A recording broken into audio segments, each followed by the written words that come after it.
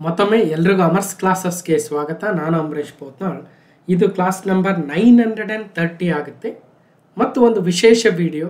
So ಭಾಳ ಜನ request ಮಾಡ್ತಾ ಇದ್ರಿ, ಒಂದು ಸ್ಟ್ರಾಟಜಿ ವಿಡಿಯೋ ಮಾಡಿ ಸರ್, KA ಎಕ್ಸಾಮ್ಗೆ ಯಾವ ರೀತಿಯಾಗಿ ರೆಡಿ ಆಗಬೇಕು. ಅದಕ್ಕೋಸ್ಕರ ಇವತ್ತಿನ ಈ ಒಂದು ವಿಶೇಷ ವಿಡಿಯೋದಲ್ಲಿ Amar's strategy for KA exam. ಈ ಹಿಂದೆ 2020ರಲ್ಲಿ FDA, SDA, PSI, PC-ಗಳಿಗೆಲ್ಲ ಸ್ಟ್ರಾಟಜಿ ವಿಡಿಯೋ ಮಾಡಿಕೊಡ್ತಾ ಇದೆ, KS ಸೇರಿದಂತೆ. ಅದಾದಮೇಲೆ ಸ್ಟ್ರಾಟಜಿ ವಿಡಿಯೋ ಮಾಡೋದನ್ನು ಭಾಳ ಬಿಟ್ಟಿದ್ದೆ, ಬಟ್ ಸ್ಟಿಲ್ ಮತ್ತೀಗ ಕೇಳ್ತಾ ಇದ್ದೀರಿ. ಅದಕ್ಕೋಸ್ಕರ ಅದರಲ್ಲೂ ವಿಶೇಷವಾಗಿ PC ಎಕ್ಸಾಮನ್ನು ಮತ್ತು PSI ಎಕ್ಸಾಮನ್ನು ಕೂಡ KAಗೆ ಕೊಡ್ತಾ ಇದ್ದಾರೆ ಅನ್ನೋ, PCದಂತ ಈಗ ಆಲ್ರೆಡಿ ಕೊಟ್ಟಿರ್ತಕ್ಕಂಥ ಆರ್ಡರ್ ನೋಡಿದ್ದೀವಿ, PSI ಕೂಡ KAಗೆ ನೀಡಬಹುದು ಅನ್ನೋ ಒಂದು ಸುದ್ದಿ ಇದೆ. ಯಾಕಂದರೆ ಈಗ ಆಲ್ರೆಡಿ PSI 545 ಮತ್ತು 402ನ ಭಾಳ ಸ್ಮೂತಾಗಿ ನಡೆಸಿ ರಿಸಲ್ಟ್ಸ್ ಕೊಟ್ಟಿದ್ದಾರೆ KA. ಒಂದು ಕಡೆ KSP ಡಿಪಾರ್ಟ್ಮೆಂಟ್ಗೆ ಇದು ಈಸಿ ಅಲ್ವಾ ಕೆಲಸ, ಸುಮ್ಮನೆ ನಾವು ಒದ್ದಾಡ್ತಾ ಇದ್ದೀವಿ ಅನ್ನೋ ಫೀಲ್ ಬಂದಿದೆ ಈಗ ಆಲ್ರೆಡಿ. ನಾನು ಹಿಂದೆನೂ ಹೇಳ್ತಾ ಇದ್ದೆ ನೋಡ್ರಿ, ಈಗ ಯಾವುದೇ ಆಗಲಿ ಕೆಲಸ ಈಸಿ ಅನಿಸಿದಾಗ ಯಾಕೆ ಒದ್ದಾಡೋದು ಅನಿಸುತ್ತೆ ಮನುಷ್ಯನಿಗೆ, ಅದೇ ಥರ ಅನಿಸಿದೆ KSP ಡಿಪಾರ್ಟ್ಮೆಂಟ್. ಅದಕ್ಕೆ ಎಕ್ಸಾಮ್ ಮಾಡೋ ಡ್ಯೂಟಿನೆಲ್ಲ KA ಕೊಟ್ಬಿಡೋದು. ಇನ್ನು ಉಳಿದದ್ದು ಏನಿದೆ ಡಾಕ್ಯುಮೆಂಟ್ ವೆರಿಫಿಕೇಷನ್ನು, ಫಿಸಿಕಲ್ಲು, ಇನ್ನೊಂದು ತಾವು ಮಾಡ್ಕೊಂಡ್ರೆ ಈಸಿ ಅಲ್ಲ ಅನ್ನೋ ಫೀಲಿಂಗ್ ಬಂದಿದ್ದಂಗಿದ್ದಾರೆ. ಹಾಗಾಗಿ KA ಎಕ್ಸಾಮ್ ಪ್ಯಾಟರ್ನ್ ಹೆಂಗಿರುತ್ತೆ ಅಲ್ವಾ, ಅದರಲ್ಲಿ ಯಾವ ಸಬ್ಜೆಕ್ಟ್ ಮೇಲೆ ಹೆಚ್ಚಿನ ಫೋಕಸ್ ಮಾಡ್ತಾರೆ. ನಾವು ಹೇಳ್ತಾ ಇರ್ತೀವಿ ಕರೆಂಟ್ ಅಫೇರ್ಸ್ ಬೇಸ್ಡ್ ಸಬ್ಜೆಕ್ಟು ಅಂತ. KA ಅಂದ ತಕ್ಷಣ ಕರೆಂಟ್ ಅಫೇರ್ಸ್ ಬೇಸ್ಡ್ ಅಥವಾ ಕರೆಂಟ್ ಅಫೇರ್ಸ್ ಓರಿಯೆಂಟೆಡ್ ಕ್ವಶನ್ಸ್ ಬರ್ತವೆ ಜಾಸ್ತಿ ಅಂತ. ಅಂದರೆ ಈಗ ಏನೋ ಒಂದು ವಿಚಾರ, ಪಾಲಿಟಿ, ಸಂವಿಧಾನದ ಬಗ್ಗೆ ನಡೆದಿರುತ್ತೆ, ಅದ್ರ ಮೇಲೆ ಆ ಟಾಪಿಕ್ ಮೇಲೆ ಸಂವಿಧಾನದ ಪ್ರಶ್ನೆಗಳು ಬರೋದು. ಅಥವಾ ಏನೋ ಒಂದು ಜಿಯೋಗ್ರಫಿಕಲ್ ಇಶ್ಯೂ ನಡೆದಿರುತ್ತೆ, ಎನ್ವಿರಾನ್ಮೆಂಟಲ್ ಇಶ್ಯೂ ನಡೆದಿರುತ್ತೆ, ಅಥವಾ ಇನ್ನೊಂದು ಯಾವುದೋ ವಿಚಾರ ಹೊರಗೆ ಬಂದಿರುತ್ತೆ, ಅದ್ರ ಮೇಲೆ ಪ್ರಶ್ನೆಗಳು ಬರೋದನ್ನು ಕಾಣ್ತಾ ಇದ್ದೀವಿ. ಅದು ಎಕನಾಮಿಕ್ಸ್ ಆಗಿರಲಿ, ಹಿಸ್ಟ್ರಿ ಆಗಿರಲಿ, ಸೈನ್ಸ್ ಆ್ಯಂಡ್ ಟೆಕ್ನಾಲಜಿ ಆಗಿರಲಿ, ಅಥವಾ ಇನ್ನೊಂದು ವಿಚಾರ ಆಗಿರಲಿ. ಹಾಗಾಗಿ KA ಎಕ್ಸಾಮ್ ಪ್ಯಾಟರ್ನ್ ಹೆಂಗಿದೆ, ಮೆಂಟಲ್ ಎಬಿಲಿಟಿ ಹೆಂಗೆ ತೆಗಿತಾರೆ, ಅಥವಾ ಸೈನ್ಸ್ ಮೇಲೆ ಪ್ರಶ್ನೆಗಳು ಜಾಸ್ತಿ ತೆಗಿತಾರಾ ಇಲ್ವಾ, ಎಕನಾಮಿಕ್ಸ್ ಮೇಲೆ ಹೆಂಗೆ ತೆಗಿತಾರೆ. ಸೊ ಈ ರೀತಿಯಾಗಿರ್ತಕ್ಕಂಥ ಒಂದು ಅನಾಲಿಸಿಸ್ ಮಾಡ್ತಕ್ಕಂಥ ಪ್ರಯತ್ನವನ್ನು ಇವತ್ತು ಮಾಡ್ತಾ ಹೋಗೋಣ ಒಂದು ಕಡೆ. ಇನ್ನೊಂದು ಕಡೆ ಈಗ 708 ಹುದ್ದೆಗಳ HK ಮತ್ತು ನಾನ್ HK 2 ನೋಟಿಫಿಕೇಶನ್ ಆಗಿದೆ 8 ವಿವಿಧ ನಿಗಮ ಮಂಡಳಿ ಇಲಾಖೆಗಳದ್ದು. ಆ 708 ಹುದ್ದೆಗಳಿಗೆ ಡಿಸೆಂಬರ್ ಅಥವಾ ಜನವರಿಯಲ್ಲಿ ನಾವು ಎಕ್ಸಾಮ್ ಕಂಡಕ್ಟ್ ಮಾಡ್ತೀವಿ ಅಂತ ಖುದ್ದಾಗಿ ಕಾರ್ಯನಿರ್ವಾಹಕ ನಿರ್ದೇಶಕರೇ ಒಂದು ವಿಡಿಯೋದಲ್ಲಿ ಹೇಳಿದ್ದಾರೆ. ಸೊ ನೋಡಿರ್ಬೋದು ನೀವು ಕೂಡ. ನಾವು ಜನವರಿ ಮಧ್ಯದಲ್ಲಿ ಎಕ್ಸಾಮ್ ನಡೆಯುತ್ತೆ ಅಂದ್ಕೊಂಡ್ರೂ ಕೂಡ 90 ದಿನಗಳ ಸಮಯ ಸಿಗುತ್ತೆ. ಆ 90 ದಿನಗಳಲ್ಲಿ ನಾನು ಈ ಎಕ್ಸಾಮ್ಗೆ ಓದ್ತಾ ಇದ್ದರೆ ಯಾವ ರೀತಿಯಾಗಿರ್ತಕ್ಕಂಥ ಟೈಮ್ ಟೇಬಲ್ನ ಮಾಡ್ಕೊಳ್ತಾ ಇದ್ದೆ, ಅಥವಾ ನನ್ನಂತೆಯೇ ಮನಸ್ಥಿತಿಯನ್ನು ಉಳ್ಳಂತಹ ಸಾವಿರಾರು ವಿದ್ಯಾರ್ಥಿಗಳಿದ್ದೀರಿ. ಇಲ್ಲಾಂದರೆ ನಾನು ವೀಡಿಯೋಸ್ ನೋಡ್ತಾ ಇರಲಿಲ್ಲ, ನಾನು ಯಾವತ್ತೂ ನಿಲ್ಲಿಸ್ಬೇಕಾಗಿತ್ತು ಅಲ್ವಾ. ಸೊ ಹಾಗಾಗಿ ಒಂದು ಮನಸ್ಥಿತಿಯ ವಿದ್ಯಾರ್ಥಿಗಳಿರ್ತೀರ, ನನ್ನ ಪಾಠ ಅರ್ಥ ಆಗ್ತಾ ಇರುತ್ತೆ ಅವ್ರಿಗೆ, ನನ್ನ ಮನಸ್ಥಿತಿ ರೀತಿ ಒಂದು ಅವ್ರ ಮನಸ್ಥಿತಿ ಇರುತ್ತೆ, ಅಂಥವ್ರಿಗೆ 90 ದಿನಗಳ ಟೈಮ್ ಟೇಬಲನ್ನು ಹಾಕಿಕೊಡೋ ಪ್ರಯತ್ನವನ್ನು ಮಾಡ್ತಾ ಹೋಗ್ತೀನಿ ಒಂದು ಕಡೆ. ಜೊತೆಗೆ ಈ ಎಕ್ಸಾಮ್ಗಳು KA ಪ್ಯಾಟರ್ನ್ ಹೆಂಗಿದೆ ಅಂತಕ್ಕಂತಹ ಒಂದು ಅಂಶವನ್ನು ಕೂಡ ಇವತ್ತು ತಿಳ್ಕೊಳ್ತಾ ಹೋಗ್ತೀವಿ. ಜೊತೆಗೆ ಈ VAO ಎಕ್ಸಾಮ್ ಆಗಿರ್ಬೋದು, 545 PSI ಎಕ್ಸಾಮ್ ಆಗಿರ್ಬೋದು, 402 ಆಗಿರ್ಬೋದು, 5151 ಪೋಸ್ಟ್ಗಳಿಗೆ ಎಕ್ಸಾಮ್ ನಡೆದಿತ್ತು, KA ನಡೆಸಿದ್ರು, BMTC ಕಂಡಕ್ಟರ್ ಎಕ್ಸಾಮ್ ನಡೆಸಿದ್ರು. ಇವೆಲ್ಲ ಪೇಪರ್ಗಳನ್ನ ಅನಾಲಿಸಿಸ್ ಮಾಡಿದಾಗ ನಮಗೆ ಗೊತ್ತಾಗಿರ್ತಕ್ಕಂಥ ವಿಚಾರಗಳನ್ನು ಕೂಡ ಇವತ್ತು ಓಲ್ಡ್ ಕ್ವಶನ್ ಪೇಪರ್ ತೆಗೆದುಕೊಂಡು ಟ್ರೆಂಡ್ ಅನಾಲಿಸಿಸು ಒಂದಷ್ಟು ಕ್ವಶನ್ ಪೇಪರ್ನ ಸಾಲ್ವ್ ಮಾಡ್ತಾ ಹೋಗ್ತೀನಿ. ಕೊನೆಗೆ ವಿಡಿಯೋ ಲೆಂತಿ ಆಗ್ಬೋದು, ಆದರೆ ಒಳ್ಳೆ ಮಾಹಿತಿ ಸಿಗ್ತಾ ಇದೆ ಅಂದರೆ ಎಷ್ಟು ಲೆಂತಿ ಆದ್ರೇನು, ಎಷ್ಟು ವಿಚಾರಧಾರೆ ಸಿಕ್ಕರೇನಂತೆ ಅಲ್ವಾ. ಹಾಗಾಗಿ ಇಲ್ಲಿ ಯಾವುದೇ ಪುರುಸತ್ ಅಂತೀವಲ್ಲ, ಟೈಮ್ ಇದ್ದವ್ರು ಮಾತ್ರ ನಮ್ಮ ವಿಡಿಯೋ ನೋಡಬೇಕು. ಅವಸರವಾಗಿ ನೋಡೋಂಥದ್ದು ನಮ್ಮ ವಿಡಿಯೋ ಇರಲ್ಲ. ಇವಾಗೆಲ್ಲ ನಾನು ಕಳೆದ ಹಲವು ವರ್ಷಗಳಿಂದ ಪಾಠ ಮಾಡ್ಕೊಂಬರ್ಬೇಕಾದ್ರೆ ಇವತ್ತು ಟೆಲಿಗ್ರಾಮಲ್ಲಿ ಒಂದು ಮೆಸೇಜ್ ಹಾಕಿದ್ದೆ. ಒಬ್ಬ ಹುಡುಗ, ಸರ್ ನಿಮ್ಮ ಕ್ಲಾಸ್ಗಳಿಂದ ನಮಗೆ ಭಾಳಷ್ಟು ಅನುಕೂಲ ಆಗಿದೆ ಅಂತ ಹಾಕಿದ್ದ, ನೋಡಿ ಹೋಗಿ ಟೆಲಿಗ್ರಾಮಲ್ಲಿ. ಅದಕ್ಕೆ ನಾನು ಹೇಳ್ತಾ ಇದ್ದೆ, ಒಂದು ಆನ್ಲೈನು ಪ್ರಶ್ನೆಗಳು ಕೇಳ್ತಕ್ಕಂಥ ಸಂದರ್ಭದಲ್ಲಿ ಅಥವಾ ಪಾಠ ಮಾಡ್ತಕ್ಕಂಥ ಸಂದರ್ಭದಲ್ಲಿ ನಾನು ಭಾಳ ಡೀಪಾಗಿ, ಭಾಳ ವಿಸ್ತಾರವಾಗಿ ಪಾಠವನ್ನು ಮಾಡ್ತಾ ಇದ್ದೆ. ಅದೇ ಇವತ್ತು ಅನುಕೂಲ ಆಗ್ತಾ ಇರ್ತಕ್ಕಂಥದ್ದು ಹಲವು ವಿದ್ಯಾರ್ಥಿಗಳಿಗೆ.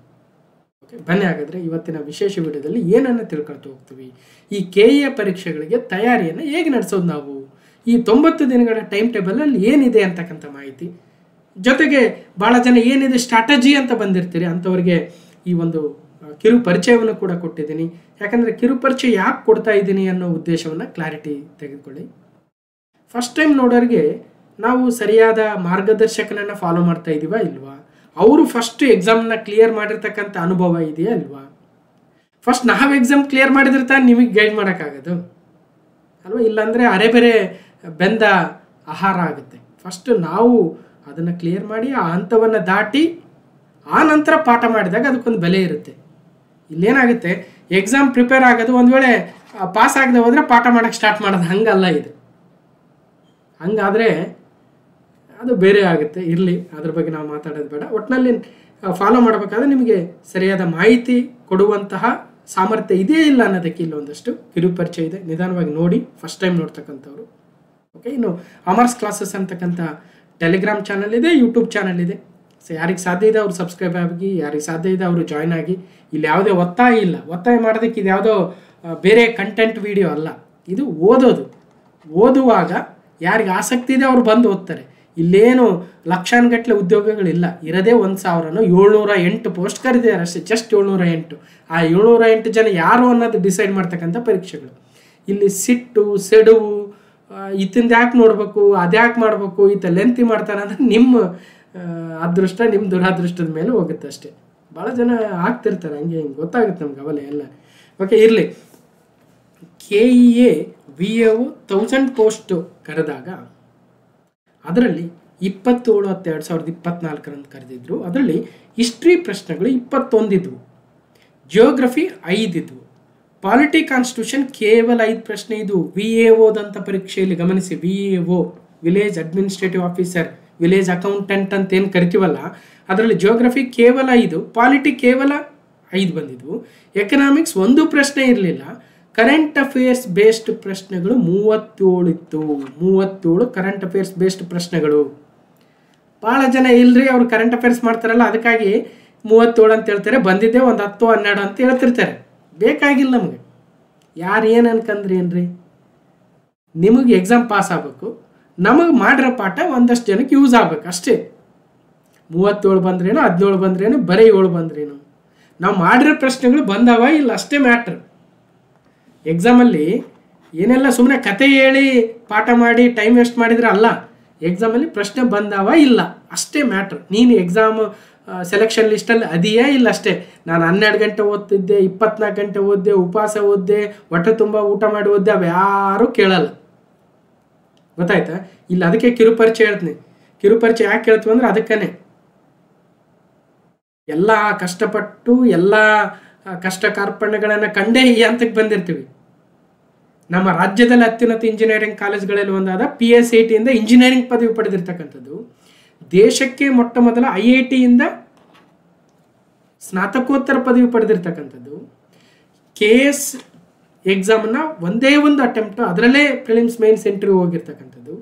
ನೀವೇನು ಬರ್ತಾ ಇದ್ರೆ ಅಂತಹ ಹಲವಾರು ಎಕ್ಸಾಮ್ಗಳನ್ನು ಬರೆದು ಅನುಭವದೊಂದಿಗೆ, ಅದು ಆರ್ಟ್ಸ್ ಸಬ್ಜೆಕ್ಟ್ ಆಗಿರಲಿ, ಸೈನ್ಸ್ ಸಬ್ಜೆಕ್ಟ್ ಆಗಿರಲಿ, ಕಂಪ್ಯೂಟರ್ ಸೈನ್ಸ್ ಇಂಜಿನಿಯರಿಂಗ್ ಸಬ್ಜೆಕ್ಟ್ ಆಗಿರಲಿ ಅಲ್ವಾ, ಆ ಅನುಭವದೊಂದಿಗೆ ಹಲವಾರು ವರ್ಷಗಳ ಒಂದು ಎಕ್ಸ್ಪೀರಿಯನ್ಸ್ ಮೇಲೆ ಈ ಪಾಠಗಳನ್ನು ಮಾಡ್ತಾ ಇರ್ತಕ್ಕಂಥದ್ದು. ಜೊತೆಗೆ ಈ VAO ಎಕ್ಸಾಮ್ ನಡೆದರೆ ಅದ್ರ ಕ್ವೆಶನ್ ಪೇಪರ್ ಸಾಲ್ವ್ ಮಾಡಿದ್ದೀನಿ, ಅಥವಾ ಇನ್ನೊಂದು ಯಾವುದೋ 670 ಪೋಸ್ಟ್ ಎಕ್ಸಾಮ್ ನಡೆದ್ರೆ ಅದ್ರ ಕ್ವೆಶನ್ ಪೇಪರ್ ಸಾಲ್ವ್ ಮಾಡಿದ್ದೀನಿ. ಆಲ್ಮೋಸ್ಟ್ KSP, KEA, KPSC ನಡೆಸ್ತಕ್ಕಂಥ ಪ್ರತಿಯೊಂದು ಪರೀಕ್ಷೆಯ ಒಂದಷ್ಟು ಪ್ರಶ್ನೆಗಳನ್ನಾದರೂ ಸಾಲ್ವ್ ಮಾಡಿರ್ತಕ್ಕಂಥ ಅನುಭವ ಇದೆ. ಕೇವಲ ಪ್ರಶ್ನೆ ಪತ್ರಿಕೆಯನ್ನು ಹಿಡ್ಕೊಂಡು ಅನಾಲಿಸಿಸ್ ಮಾಡಿ ಇಷ್ಟು ಬರ್ತಾವೆ ನೋಡ್ರಿ, ಇದ್ರಾಗ ಹಿಂಗೆ ಬರ್ತಾವೆ ನೋಡ್ರಿ ಅಂತ ಹೇಳಿರೋದು ಅನುಭವ ಅಷ್ಟೇ ಅಲ್ಲ, ಗಮನಿಸಿ. ಅದಕ್ಕೆ ಹೇಳೋದು, ಸ್ವತಃ ನಾವು ಅದರಲ್ಲಿ ಇನ್ವಾಲ್ವ್ ಆದಾಗ ಅದಕ್ಕೆ ಒಂದು ಏನು ಬಹಳ ಏನು ಎಕ್ಸ್ಪೀರಿಯನ್ಸಿಂದ ಹೇಳ್ಬೋದು, ಬಹಳ ರಾಜಗಾರ್ಬಿನ್ ಏನಂತೀವಪ್ಪ ಕನ್ನಡದಲ್ಲೇ ಬರ್ತಾ ಇಲ್ಲ, ರಾಜಗಾಂಭೀರ್ಯದಿಂದ ಹೇಳ್ಬೋದು ಅನ್ನಂಗೆ ನೋಡಿ ಅರ್ಥ. ಇವೆಲ್ಲ ಸಾಲ್ವ್ ಮಾಡಿರ್ತಕ್ಕಂಥದ್ದು ಸ್ವತಃ. ಓಕೆ, ಸ್ಟ್ಯಾಟಿಕ್ GK 4 ಇತ್ತು, ಜನರಲ್ ಸೈನ್ಸ್ 15 ಬಂದಿದ್ವು, ಮೆಂಟಲ್ ಎಬಿಲಿಟಿ 11 ಬಂದಿದ್ವು. VAO ಎಕ್ಸಾಮಲ್ಲಿ VAO ಮತ್ತೆ 500 ಪೋಸ್ಟ್ ಕರೀತಾರೆ ಅಂತ ಸುದ್ದಿಯಲ್ಲಿ ಇದೆಯಲ್ವಾ, ನೋಡಿ ಫಾಲೋ ಮಾಡಿ. ಎನ್ವಿರಾನ್ಮೆಂಟ್ 1 ಪ್ರಶ್ನೆ ಬಂದಿತ್ತು, ಕಂಪ್ಯೂಟರ್ ಮೇಲೆ ಯಾವುದೂ ಇರಲಿಲ್ಲ, ಸೈನ್ಸ್ ಅಂಡ್ ಟೆಕ್ ಯಾವುದೂ ಇರಲಿಲ್ಲ, ಪಂಚಾಯತ್ ಆ್ಯಂಡ್ ಕೋಆಪರೇಟಿವ್ಸ್ ಮೇಲೆ 1 ಪ್ರಶ್ನೆ ಇತ್ತು. ಹಂಗಂತ ಇದೇ ಪ್ಯಾಟರ್ನ್ ಇಷ್ಟಿಷ್ಟೇ ಪ್ರಶ್ನೆ ಕೇಳಬೇಕಂತ ಎಲ್ಲೂ ರೂಲ್ಸ್ ಇಲ್ಲ, ಇಷ್ಟೇ ಕೇಳೋದೂ ಇಲ್ಲ. ಒಂದು 5 ಆ ಕಡೆ ಈ ಕಡೆ ಆಗ್ಬೋದು, ಆದರೂ ಕೂಡ ಹಿಂಗೆ ಬಂದೈತ್ರಿ ಅಂದಾಗ ಮುಂದೆ ಹಿಂಗೆ ಓದ್ಬೇಕ್ರಿ ಅಂತ ಗೊತ್ತಾಗುತ್ತೆ ಅನ್ನೋದೇ ಟ್ರೆಂಡ್ ಅನಾಲಿಸಿಸ್ ಅಲ್ವಾ. ಜೀವನ ಹಿಂದೆ ಹಿಂಗಾಗಿತ್ತು ಅಂದಾಗ ನಾವು ಮುಂದೆ ಪ್ರಿಪರೇಷನ್ ನಡೆಸ್ತೀವಿ. ಇಂತಿಂಥ ಕಟ್ ಆಫ್ ಇಷ್ಟಕ್ಕೆ ನಿಂತಿತ್ತು, ಇಂಥ ಪ್ರಶ್ನೆಗಳು ಬಂದಿದ್ವು, ಇಷ್ಟು ಡಿಫಿಕಲ್ಟಿ ಲೆವೆಲ್ ಇತ್ತಂತ ಹೋಗಿ ನೋಡಿ. VAO ಎಕ್ಸಾಮ್ ಪೇಪರ್ ಸಾಲ್ವ್ ಮಾಡಿದ್ದೀನಿ, ಹೋಗಿ ನೋಡಿ. ಓಕೆ, ಒಂದು ನೆಕ್ಸ್ಟು ಈ 670 ಪೋಸ್ಟನ್ನು KA ನಡೆಸಿತ್ತು. ಇಲ್ಲಿ KA ಕ್ವಶನ್ ಪೇಪರ್ ಸಾಲ್ವ್ ಮಾಡಿರ್ತಕ್ಕಂಥ ಟ್ರೆಂಡ್ ಅನಾಲಿಸಿಸ್ ಮಾತ್ರ ತೆಗೆದುಕೊಂಡಿರ್ತಕ್ಕಂಥದ್ದು. KPSCಗೆ ಹೋಗಿಲ್ಲ. ಯಾಕಂದರೆ KA ಈಗ PC ಎಕ್ಸಾಮ್, PSI ಎಕ್ಸಾಮ್ ನಡೆಸುತ್ತೆ, VAO ಎಕ್ಸಾಮ್ ನಡೆಸುತ್ತೆ, ಇನ್ನೊಂದು ಯಾವುದು 708 ಪೋಸ್ಟ್ ನಡೆಸುತ್ತೆ. ಅಂದರೆ ಈಗ ನಿಮ್ಮ ಫೋಕಸ್ ಅದ್ರ ಮೇಲೆ ಇದೆ, ಅದಕ್ಕೋಸ್ಕರ ಅದನ್ನೇ ಅನಾಲಿಸಿಸ್ ಮಾಡ್ತಾ ಇರ್ತಕ್ಕಂಥದ್ದು. 28/10/2023 29/2023 2 GK ಪೇಪರ್ ಬಂದಿದ್ದು ನಮಗೆ. ಫಸ್ಟ್ ಒನ್ನಲ್ಲಿ ಹಿಸ್ಟ್ರಿ 16, ಸೆಕೆಂಡ್ ಒನ್ನಲ್ಲಿ ಹಿಸ್ಟ್ರಿ 10, ಜಿಯೋಗ್ರಫಿ 7, ಈ ಕಡೆ ಜಿಯೋಗ್ರಫಿ 8, ಈ ಕಡೆ 10 ಸಂವಿಧಾನ, ಈ ಕಡೆ 12 ಸಂವಿಧಾನ, 4 ಎಕನಾಮಿಕ್ಸು, 7 ಎಕನಾಮಿಕ್ಸು, ಕರೆಂಟ್ ಅಫೇರ್ಸ್ 20, ಇಲ್ಲಿ 22, ಇಲ್ಲಿ ಸ್ಟಾಟಿಕ್ GK 4, ಇಲ್ಲಿ 7, ಇಲ್ಲಿ 13 ಜನರಲ್ ಸೈನ್ಸು, 9 ಜನರಲ್ ಸೈನ್ಸ್ ಈ ಕಡೆ, 14 ಮೆಂಟಲ್ ಎಬಿಲಿಟಿ, ಎನ್ವಿರಾನ್ಮೆಂಟ್ ಒಂದು ಕಡೆ ಜಾಸ್ತಿ ಕೇಳಿಬಿಟ್ಟಿದ್ದಾರೆ. ಹೀಗೆ ಒಂದು ಟ್ರೆಂಡ್ ನೋಡಿ. ಜನರಲ್ ಸೈನ್ಸು ಮತ್ತು ಮೆಂಟಲ್ ಎಬಿಲಿಟಿ ಮಿನಿಮಮ್ 10 ಪ್ರಶ್ನೆಗಳು ಬರ್ತಾ ಇದೆ, ಮಿನಿಮಮ್ ಅರ್ಥ ಮಾಡ್ಕೊಂಡ್ರೆ. ಕರೆಂಟ್ ಅಫೇರ್ಸ್ ಮಿನಿಮಮ್ 20ರಿಂದ 25 ಬರ್ತಾ ಇದ್ದೇವೆ, ರೈಟ್. ಹಿಸ್ಟ್ರಿ ಒಂದು 10ರಿಂದ 15 ಬರ್ತಾ ಇದೆ. ಜಿಯೋಗ್ರಫಿ ಪಾಲಿಟಿ ಒಂದು ವೇರಿ ಆಗ್ತಾ ಇದೆ, ಆ ಥರ. ನೆಕ್ಸ್ಟ್ ಸಿವಿಲ್ PSI 545 ಪೇಪರ್ ಈ ಕಡೆ ಲೆಫ್ಟಲ್ಲಿದೆ, 402 ರೈಟಲ್ಲಿದೆ, ಗಮನಿಸಿ.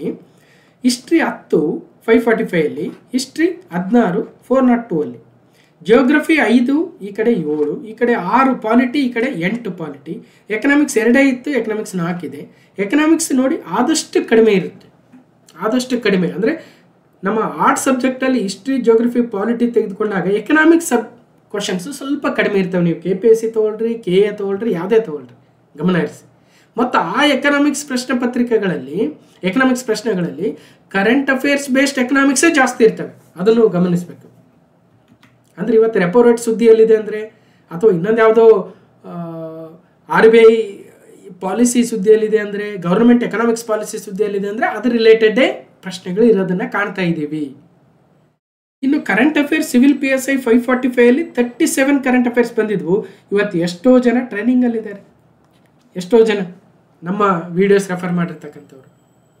ಅದನ್ನೆಲ್ಲ ನಾನು ಟೆಲಿಗ್ರಾಮಲ್ಲಿ ಹಾಕಿದ್ದೆ, ಅವರೆಲ್ಲ ರಿಪ್ಲೈ ಮಾಡಿರೋದನ್ನು. 402 ಅಲ್ಲಿ 30 ಪ್ರಶ್ನೆ ಬಂದಿದ್ವು. ಇವತ್ತು ಎಷ್ಟೋ ಜನ ಸೆಲೆಕ್ಷನ್ ಲಿಸ್ಟಲ್ಲಿದ್ದಾರೆ ಅಷ್ಟೇ. ಬೇಕಿರೋದು 402 ಮೆಂಬರ್ಸು. 60-70 ಸಾವಿರ ಜನ, ಲಕ್ಷ ಜನ ಓದಿದರೆ ಏನು ಸಂಬಂಧ ಆಯಿತು. ಸೊ ಸ್ಟಾಟಿಕ್ GK ಇಲ್ಲಿ 10 ಇದ್ವು, ಇಲ್ಲಿ 0. 10 ಜನರಲ್ ಸೈನ್ಸ್ ಇತ್ತು, ಇಲ್ಲಿ 12 ಇದೆ. 15 ಮೆಂಟಲ್ ಎಬಿಲಿಟಿ ಇತ್ತು, ಇಲ್ಲಿ 17 ಇದೆ. ಸೊ ಗಮನ ಹರಿಸಿ, general science and mental ability minimum 10 to 10 ಅಂತೂ ಇರ್ತಾ ಇದ್ದಾವೆ. ಇದನ್ನೇ ಟ್ರೆಂಡ್ ಅನಾಲಿಸಿಸ್ ಅನ್ನೋದು. ಮತ್ತು ಯಾವ್ಯಾವ ಟಾಪಿಕ್ ಮೇಲೆ ಬರ್ತವೆ ಪರ್ಟಿಕ್ಯುಲರ್ ಆಗಿ ಅಂದರೆ ಅದನ್ನು ಕ್ವಶನ್ ಪೇಪರ್ ಹೋಗಿ ನೀವು ನೋಡಬೇಕು, ರೈಟ್. ಇನ್ನು ಎನ್ವಿರಾನ್ಮೆಂಟ್ ಇಲ್ಲಿ 2, ಕಂಪ್ಯೂಟರ್ ಇಲ್ಲಿ 2, 3 ನೋಡಿ. PSI ಪೇಪರಲ್ಲಿ ಕಂಪ್ಯೂಟರ್ ಮೇಲೆ 3 ಪ್ರಶ್ನೆ, ಯಾವುದರಲ್ಲಿ 402 ಅಲ್ಲಿ ಪ್ಯೂರ್ ಕಂಪ್ಯೂಟರ್ ಮೇಲೆ. ಸೊ 2 ಪ್ರಶ್ನೆ 545 ಬಂದಿದೆ. ಹಾಗಿದ್ರೆ ಕಂಪ್ಯೂಟರ್ ಮುಟ್ಟೋದೇ ಇಲ್ಲ ಅಂದರೆ 2 ಪ್ರಶ್ನೆ ಹೋಗೇ ಹೋಯಿತು. ಒಂದು ಪ್ರಶ್ನೆ ರಾಂಗ್ ಆದರೆ ಎಷ್ಟೋ ಕೆಳಗೆ ಬಂದ್ಬಿಡ್ತೀವಿ ಲಿಸ್ಟಲ್ಲಿ. ಅಂಥದ್ರಲ್ಲಿ 2 ಪ್ರಶ್ನೆ ರೈಟ್ ಆಗಿಬಿಟ್ರೆ ಎಷ್ಟು ಮೇಲೆ ಹೋಗ್ತೀವಿ ತಿಳ್ಕೊಳ್ರಿ, ರೈಟ್. ಏನು ಒಂದೊಂದು 2 ಇರ್ತಾವಲ್ಲ, ಅಂಥದ್ರಲ್ಲಿ ಚೆನ್ನಾಗಿ ಹೊಡಿಬೇಕು ಮಾರ್ಕ್ಸ್, ಅವಾಗೇ ನಾವು ಪಾಸ್ ಆಗೋದು. ಓಕೆ. ಇನ್ನು 5151 ಪೋಸ್ಟ್ಗೆ 2 ಎಕ್ಸಾಮ್ ಇತ್ತು. ಒಂದು 13ನೇ ತಾರೀಕು 7 2024, ಇನ್ನೊಂದು 14/7/2024. ಸೊ ಫಸ್ಟ್ 13ರಲ್ಲಿ ಹಿಸ್ಟ್ರಿ 12, ಈ ಕಡೆ 17, 8 ಜಿಯೋಗ್ರಫಿ, ಈ ಕಡೆ 9, 12 ಪಾಲಿಟಿ, ಈ ಕಡೆ 14. ಸೊ ಎಕನಾಮಿಕ್ಸ್ ಕಮ್ಮಿ ಇತ್ತು 13. ನೆಕ್ಸ್ಟ್ ಡೇ ಎಕನಾಮಿಕ್ಸ್ ಜಾಸ್ತಿ ಇತ್ತು ನೋಡಿ. ಕರೆಂಟ್ ಅಫೇರ್ಸು 39 ಪ್ರಶ್ನೆ ಇತ್ತು, 24 ಈ ಕಡೆ ಕರೆಂಟ್ ಅಫೇರ್ಸ್. ಅದೆಂಗೆ ಹೇಳ್ತೀರಿ ಸರ್ ಅಂದರೆ, ನಾವು ಕರೆಂಟ್ ಅಫೇರ್ಸ್ ಪಾಠ ಮಾಡ್ತೀವಿ, ಬಜೆಟ್ ಮಾಡ್ತೀವಿ, ಎಕನಾಮಿಕ್ ಸರ್ವೆ ಮಾಡ್ತೀವಿ, ಕ್ವಶನ್ ಪೇಪರ್ ಬಂದಂಗೆಲ್ಲ ಸಾಲ್ವ್ ಮಾಡ್ತೀವಿ, ಸ್ಪೆಷಲ್ ವೀಡಿಯೋಸ್ ಮಾಡ್ತೀವಿ ಅಲ್ವಾ. ಹೀಗೆ ಹಲವಾರು ಸಬ್ಜೆಕ್ಟ್ಗಳು ಮಾಡೋದ್ರಿಂದ ಅದು ಸ್ವತಃ ನಾನೇ ಪಾಠಗಳ ಮಾಡೋದು.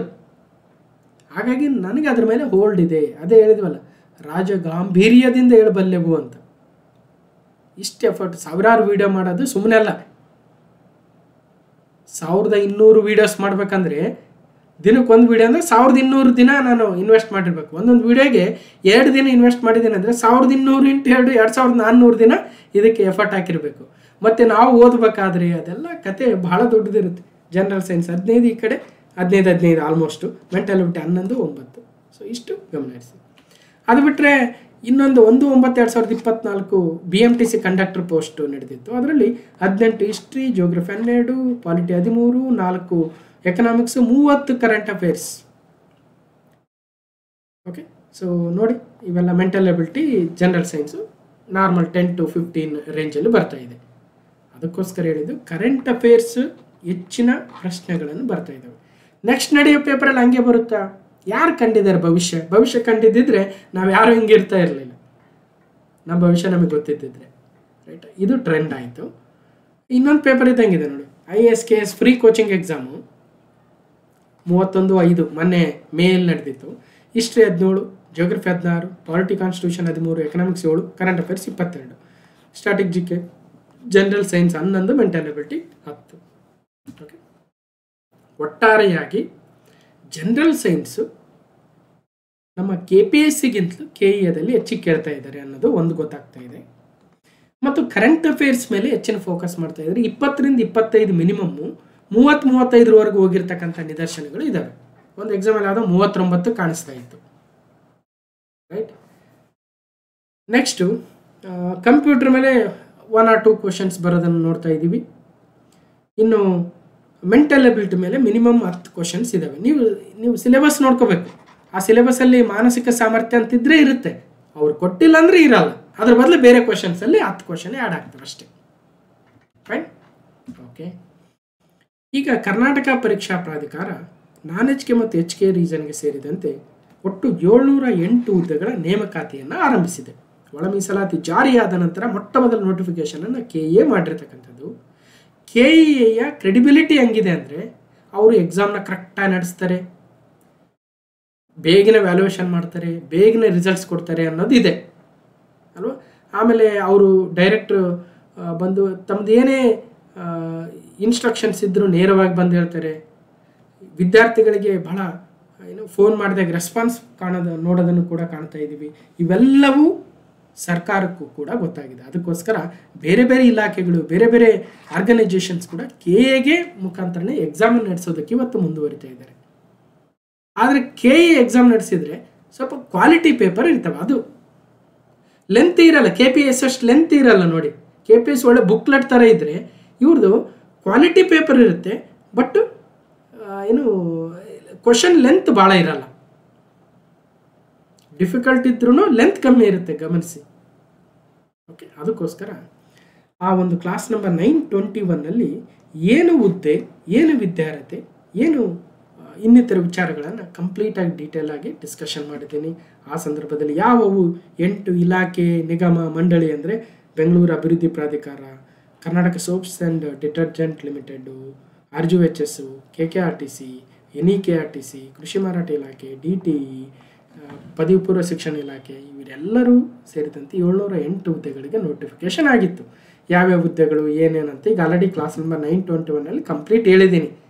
ಜಸ್ಟ್ ಫಾರ್ ದ ಕಂಪ್ಲೀಟ್ನೆಸ್ ಇಲ್ಲಿ ಕೊಟ್ಟಿರ್ತಕ್ಕಂಥದ್ದು ಏನೇನಂತ, ಯಾವ್ಯಾವಂತ. ಓಕೆ, ನೆಕ್ಸ್ಟು ಸಿಲೆಬಸ್ ಅಂತ ಬಂದಾಗ ಅದನ್ನು ಕೂಡ ಆ ಕ್ಲಾಸ್ ನಂಬರ್ 921ನಲ್ಲಿ ಹೇಳಿದ್ದೀನಿ. ಆ ಸಿಲೆಬಸ್ ಇರ್ತಕ್ಕಂಥ, ಈಗ ಸಪೋಸ್ ಎಕ್ಸಾಂಪಲ್ ಜೂನಿಯರ್ ಪ್ರೋಗ್ರಾಮರ್ಗೆ ಇಲ್ಲಿ ಮಾನಸಿಕ ಸಾಮರ್ಥ್ಯ ಅಂತಿದ್ರೆ ಮೆಂಟಲ್ ಎಬಿಲಿಟಿ ಇರುತ್ತೆ, ಇಲ್ಲಾಂದ್ರೆ ಇರಲ್ಲ ಅಷ್ಟೇ, ಅರ್ಥ ಮಾಡ್ಕೊಳ್ರಿ. ಅದೊಂದು ಆ್ಯಡ್ ಆಗ್ಬೋದು, ಇಲ್ಲದೆ ಇರ್ಬೋದು ಅಷ್ಟೇ.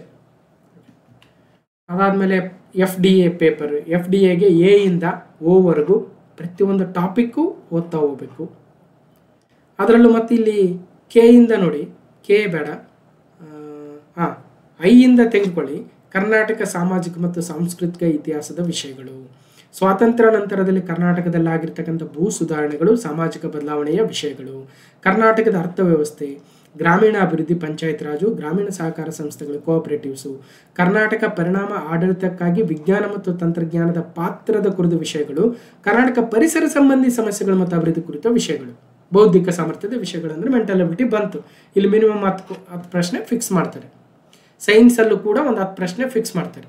ಇನ್ನು ಉಳಿದಿದ್ದು ಬೇರೆ ಬೇರೆ ವಿಚಾರಗಳಲ್ಲಿ ಬರುತ್ತೆ. ಅದರಲ್ಲೂ ಈ I ಇಂದ ಏನು ಹೇಳಿದ್ವಿ N ಇವು ಭಾಳ ಇಂಪಾರ್ಟೆಂಟು. ಇದರಿಂದಂತೂ ಈ ಸಲ KEAದವರು ಎರಡೆರಡು ಮೂರು ಪ್ರಶ್ನೆ ತೆಗೆದ್ರು ಅಲ್ಲೇ ಒಂದು 15-20 ಪ್ರಶ್ನೆ ಆಗುತ್ತೆ. ಈ 15-20 ಪ್ರಶ್ನೆಗಳೇ ನಮ್ಮ ಸೆಲೆಕ್ಷನ್ ಲಿಸ್ಟಲ್ಲಿ ಇರ್ತಕ್ಕಂಥ ಸ್ಥಾನವನ್ನು ನಿರ್ಧರಿಸ್ತಕ್ಕಂಥದ್ದು. ಸೊ ಇದ್ರ ಮೇಲೆ ಆದಷ್ಟು ಪಾಠಗಳನ್ನು ಮಾಡುವ ಪ್ರಯತ್ನವನ್ನು ಮಾಡೋಣ. ಒಂದು ರೂರಲ್ ಡೆವಲಪ್ಮೆಂಟು ಅಂದರೆ ಪಂಚಾಯತ್ ರಾಜ್ ವ್ಯವಸ್ಥೆ, ಗ್ರಾಮೀಣಾಭಿವೃದ್ಧಿ ಸೇರಿದಂತೆ, ಜೊತೆಗೆ ಈ ಕೋಆಪರೇಟಿವ್ಸ್ ಆಗಿರ್ಬೋದು ಮತ್ತು ವಿಜ್ಞಾನ ಮತ್ತು ತಂತ್ರಜ್ಞಾನದ ಪಾತ್ರದ ಕುರಿತ ವಿಷಯಗಳು, ಪರಿಸರ ಸಂಬಂಧಿ ವಿಷಯಗಳು, ಇದ್ರ ಮೇಲೇನೂ ಎರಡೆರಡು ಮೂರು ವಿಡಿಯೋ ಮಾಡಿಕೊಡೋ ಪ್ರಯತ್ನವನ್ನಂತೂ ಮಾಡ್ತೀನಿ. ಭೂ ಸುಧಾರಣೆಗಳು ಸೇರಿದಂತೆ ಭಾಳ ಸಲ ಕೇಳ್ತಾ ಇದ್ರಿ, ಆಗಿರಲಿಲ್ಲ. ಬಟ್ ಈ ಸಲ ಡೆಫಿನೆಟ್ಲಿ ಒಂದಷ್ಟು ಅಟ್ಲೀಸ್ಟ್ ಕ್ವಶನ್ ಪೇಪರ್ ಆದರೂ ಸಾಲ್ವ್ ಮಾಡಿಕೊಡ್ತೀನಿ. ಓಕೆ, ಒಂದು ನೆಕ್ಸ್ಟು ದ್ವಿತೀಯ ದರ್ಜೆ ಸಹಾಯಕರದ್ದು ಸಿಲೆಬಸ್ ಸ್ವಲ್ಪ ಕಡಿಮೆ ಇರುತ್ತೆ, ಅದಕ್ಕೆ ಹೋಲಿಸ್ಕೊಂಡ್ರೆ ಇದು ನೋಡಿ ಆಲ್ರೆಡಿ. ಒಟ್ಟಾರೆಯಾಗಿ ನಮ್ಮ KA ಎಕ್ಸಾಮು ಇಷ್ಟೆಲ್ಲ ಸಾಲ್ವ್ ಮಾಡಿದ್ದೀವಿ, ನೂರಾರು ವಿಡಿಯೋ ಮಾಡಿದ್ದೀವಿ. KA KPSC ಎಕ್ಸಾಮ್ ಸಾಲ್ವ್ ಮಾಡಿರ್ತಕ್ಕಂಥದ್ದು ಅನಾಲಿಸಿಸ್ ಮಾಡಿದ್ದೀನಿ. ಅದೆಲ್ಲವನ್ನು ಗಮನ ಹರಿಸಿದಾಗ ನಮಗೆ ಗೊತ್ತಾಗಿರ್ತಕ್ಕಂಥ ಕೆಲವೊಂದು ಪಾಯಿಂಟ್ಸ್ ಅಂದರೆ, ಈ ವೆಸ್ಟರ್ನ್ ಘಾಟ್ಸ್ ಮತ್ತು ವೆಸ್ಟರ್ನ್ ಫ್ಲೋಯಿಂಗ್ ರಿವರ್ಸ್ ಏನಿದ್ದಾವೆ, ಪಶ್ಚಿಮಕ್ಕೆ ಹರಿತಕ್ಕಂಥ ನದಿಗಳು, ಅದು ಕರ್ನಾಟಕದಾಗಿರಲಿ ಭಾರತದಾಗಿರಲಿ, ಅದ್ರ ಮೇಲೆ ಹೆಚ್ಚಿನ ಫೋಕಸ್ ಇರುತ್ತೆ, ಗಮನ ಹರಿಸಿ. ಅಂದರೆ ಈಗ ನೇತ್ರಾವತಿ ನದಿಯಿಂದ ಹಿಡಿದು ಉತ್ತರದಲ್ಲಿರುವ ಕಾಳಿ ನದಿ ಮಧ್ಯದಲ್ಲಿ ಹಲವಾರು ನದಿಗಳಿರ್ತವೆ, ಜೊತೆಗೆ ಹಲವಾರು ನದಿಗಳು ಉಪನದಿಗಳಾಗ್ತವೆ. ಅವು ಬಂದು ಎಲ್ಲಿ ಸೇರ್ತವೆ, ಅಳಿವೆಗಳು ಯಾವ್ಯಾವು ಅಲ್ವಾ, ಅದರಿಂದ ಉಂಟಾಗ್ತಕ್ಕಂಥ ಜಲಪಾತಗಳು ಯಾವ್ಯಾವು, ಅಣೆಕಟ್ಟುಗಳು ಯಾವುದಕ್ಕೆ ನಿರ್ಮಾಣ ಆಗಿದ್ದಾವೆ, ಜಲವಿದ್ಯುತ್ ಯೋಜನೆ ಯಾವುದ್ಯಾವುದಕ್ಕೆ ಯಾವುದಾದಿದೆ, ಈ ರೀತಿಯಾಗಿ ಪ್ರಶ್ನೆಗಳು ಬಹಳ ಪ್ರಮುಖವಾಗಿ ಕೇಳ್ತಾ ಇದ್ದಾರೆ. ಇದೊಂದು ಟ್ರೆಂಡ್, ಒಂದು ಪಾಯಿಂಟ್. ನೆಕ್ಸ್ಟು ಈ ಅಗ್ರಿಕಲ್ಚರಲ್ ರಿಸರ್ಚ್ ಇನ್ಸ್ಟಿಟ್ಯೂಟ್ಸ್ ಏನಿರ್ತವೆ ಅಥವಾ ಬೇರೆ ಬೇರೆ ಇನ್ಸ್ಟಿಟ್ಯೂಟ್ಸ್ ಏನಿರ್ತವೆ ಭಾರತ ಸರ್ಕಾರದ್ದು, ಕರ್ನಾಟಕ ಸರ್ಕಾರದ್ದು, ಅದನ್ನು KA ಪರ್ಟಿಕ್ಯುಲರ್ ಆಗಿ ಅದು ಯಾವ ಸ್ಥಳದಲ್ಲಿದೆ, ಅದು ಯಾವ ಪ್ರದೇಶದಲ್ಲಿದೆ, ಇಂಥ ಪ್ರದೇಶದಲ್ಲಿದೆಯಾ ಅಂತ ಕೇಳ್ತಾರೆ, ಯಾವ ರಾಜ್ಯದಲ್ಲಿದೆ ಅಂತಕ್ಕಂಥದ್ದು. ಫಿನಾನ್ಸ್ ಕಮಿಷನ್ ಮೇಲೆ ಆಗಿರ್ಬೋದು. ಮತ್ತು ಪ್ರಮುಖವಾಗಿ ಗಮನ ಹರಿಸಿರ್ತಕ್ಕಂಥದ್ದು ವಿಮೆನ್ ರಿಲೇಟೆಡ್ ಸ್ಕೀಮ್ಸ್, ಮಹಿಳೆಯರಿಗೆ ಸಂಬಂಧಿಸಿರ್ತಕ್ಕಂಥ ಯೋಜನೆಗಳನ್ನೇ ಹೆಚ್ಚಾಗಿ ಕೇಳ್ತಾ ಇದ್ದಾರೆ. ಮತ್ತು ಮಹಿಳೆಯರಿಗೆ ಸಂಬಂಧಿಸಿರ್ತಕ್ಕಂಥ ಫಸ್ಟ್ಸ್ ಅಂತ ಕರಿತೀವಿ, ಅಂದರೆ ವಿವಿಧ ಕ್ಷೇತ್ರಗಳಲ್ಲಿ ಸಾಧನೆ ಮಾಡಿರ್ತಕ್ಕಂಥ ಮೊಟ್ಟ ಮೊದಲ ಮಹಿಳೆಯರು ಯಾರ್ಯಾರು ಅಂಥ ವಿಚಾರಗಳನ್ನು KA ಬಹಳ ಫೋಕಸ್ ಮಾಡಿ ಕೇಳ್ತಾ ಇದೆ. ಮತ್ತು ಅಂತಾರಾಷ್ಟ್ರೀಯ ಸಂಸ್ಥೆಗಳು ಏನು ಜೋಡಿ ಕೊಡ್ತಾರೆ, ಯಾವ್ಯಾವ ಸರಿ ಇದೆ ಅಲ್ವಾ, ಅಂತಾರಾಷ್ಟ್ರೀಯ ನ್ಯಾಯಾಲಯ ಎಲ್ಲಿದೆ, ಅಥವಾ ವಿಶ್ವಸಂಸ್ಥೆಯ ಮತ್ತೊಂದು ಯಾವುದೋ ಅಂಗಸಂಸ್ಥೆ ಎಲ್ಲಿದೆ, ಅಥವಾ ಬೇರೆ ಬೇರೆ ಟೆಕ್ನಾಲಜಿಕಲ್ ಆರ್ಗನೈಸೇಷನ್ ಆಗಿರ್ಬೋದು, ಅಥವಾ ಬಾಹ್ಯಾಕಾಶ ಸಂಸ್ಥೆಗಳಾಗಿರ್ಬೋದು, ಅಥವಾ ಇನ್ನೊಂದು ಯಾವುದೋ ಸಂಸ್ಥೆಗಳು ಎಲ್ಲಿದ್ದಾವೆ ಅನ್ನೋ ಜೋಡಿಗಳನ್ನು ಕೊಡ್ತಾರೆ, ಅಥವಾ ಮ್ಯಾಚ್ ದಿ ಹೊಂದಿಸಿ ಬರೀರಿ ಕೊಡ್ತಾರೆ ಅಲ್ವಾ, ಅಥವಾ ಎಷ್ಟು ಜೋಡಿಗಳು ಸರಿಯಾಗಿದ್ದಾವೆ ಅಂತ ಕೊಡ್ತಾರೆ. ಗಮನ ಹರಿಸಿ. ಡೇಸ್ ಆ್ಯಂಡ್ ಥೀಮ್ಸ್ ಮೇಲೆ ಒಂದು ಕ್ವಶನ್ನು ಕಾಣ್ಬೋದು, ಜೊತೆಗೆ ಇಸ್ರೋ ಮತ್ತು ಇನ್ನಿತರ ಬಾಹ್ಯಾಕಾಶ ಸಂಸ್ಥೆಗಳ ಬಗ್ಗೆ ಕೂಡ ಪ್ರಶ್ನೆಗಳು ಕಾಣ್ತಾ ಇದ್ದಾವೆ. ಇವು ರಿಪೀಟೆಡ್ ಆಗಿ ಕಾಣಿಸ್ತಕ್ಕಂತಹ ಕೀ ಟಾಪಿಕ್ಸ್ ಆಗ್ತವೆ. ಇವು ರಿಪೀಟೆಡ್ ಆಗಿ ಬಂದಿದ್ದಾವೆ ಅಂದರೆ ಇವನ್ನ ಓದ್ಬೇಕು ಫಸ್ಟ್. ಇವೇ ಬರ್ತವೆ ಅಂತ ಯಾರೂ ಹೇಳಕ್ಕೆ ಸಾಧ್ಯ ಇಲ್ಲ, ಅದು ಗಮನದಲ್ಲಿರಲಿ. ನಾವೆಲ್ಲ ಹೇಳೋದೇನೆಂದರೆ, ನೋಡಪ್ಪ ಹಿಂಗೆ ಬರ್ತಾ ಇದ್ದಾವೆ, ಹಿಂಗೆ ಓದು ಅಂತ ಹೇಳ್ಬೋದು ಅಷ್ಟೇ. ನಾವು ಯಾರು ಏನ್ರಿ ಸರ್ ಇದು ಹೇಳಿದ್ರಿ ಬರಲಿಲ್ವಲ್ಲ ಅಂತ ಕೇಳಕ್ಕೆ ಆಗಲ್ಲ. ಎಕ್ಸಾಮಲ್ಲಿ ನಾವು ಏನು ಮಾಡ್ತೀವಿ, ಭಾರತ ಸಂವಿಧಾನನೇ ತೆಗೆದುಕೊಳ್ಳೋಣ, ಭಾರತ ಸಂವಿಧಾನವನ್ನು ಎಷ್ಟೆಲ್ಲ ಓದಿರ್ತೀವಿ, ಭಾರತದ ಇತಿಹಾಸವನ್ನು ಇಡೀ ತಿರುಳಮರಗ ಓದಿದ್ರು ಸಹಿತ ಬರೋ ಪ್ರಶ್ನೆಗಳು ಎಷ್ಟಂತ ನೋಡಿದ್ರಿ ನೀವು ಅಲ್ವಾ. ಹಾಗೆ ಯಾವಾಗಲೂ ಎಕ್ಸಾಮಲ್ಲಿ ಇದ್ರ ಮೇಲೆ ಇಂತಿಂಥ ಟಾಪಿಕ್ ಮೇಲೆ ಬಂದ್ಬಿಡ್ತಾವಂತ ಯಾರಾದರೂ ಹೇಳ್ಬಿಟ್ಟಿದ್ದಿದ್ರೆ ಅಷ್ಟೇ ಓದ್ತಾ ಇದ್ವಿ. ಯಾಕೆ ಸುಮ್ಮನೆ ಅಷ್ಟಷ್ಟು ದಪ್ಪ ಬುಕ್ ಓದ್ತಾ ಇದ್ವಿ ಅಲ್ವಾ. ಲೈಫು ನೋಡಪ್ಪ, ನೀನು ಇವತ್ತು ಇಷ್ಟು ದಿನ ಬದುಕ್ತೀಯಾ, ಹಿಂಗಿರುತ್ತೆ ನಿಂದು, ಇಂಥ ದಿನ ಸಾಯ್ತೀವಿ ಅಂತ ಹೇಳಿದ್ದಿದ್ರೆ ಯಾಕೆ ಯಾವನು ದುಡ್ತಿರ್ಲಿಲ್ಲ, ಯಾವನು ಓದ್ತಿರ್ಲಿಲ್ಲ, ನಾನು ವೀಡಿಯೋನು ಮಾಡ್ತಿರ್ಲಿಲ್ಲ, ನೀವು ಓದ್ತಿರ್ಲಿಲ್ಲ ಅಲ್ವಾ. ಬಿಡ ನನ್ನ ಜೀವನ ಇಷ್ಟೇ ಅಂದ್ಕೊಂಡು ಅಲ್ವಾ. ಹಾಗೆ ನಮ್ಮದು ಅದಕ್ಕೆ ಲೈಫ್ ಅನ್ನೋದು ಅನ್ಸರ್ಟನಿಟಿ. ನಾವು ಯಾವುದನ್ನು ಹಿಂಗೆ ಆಗುತ್ತೆ ಅಂತ ಹೇಳೋಕ್ಕಾಗಲ್ಲ. ಓದ್ರಪ್ಪ ಅಂತ ಹೇಳ್ತೀವಿ, ಓದಿದ್ರೆ ಮಾರ್ಕ್ಸ್ ಬರ್ತವೆ.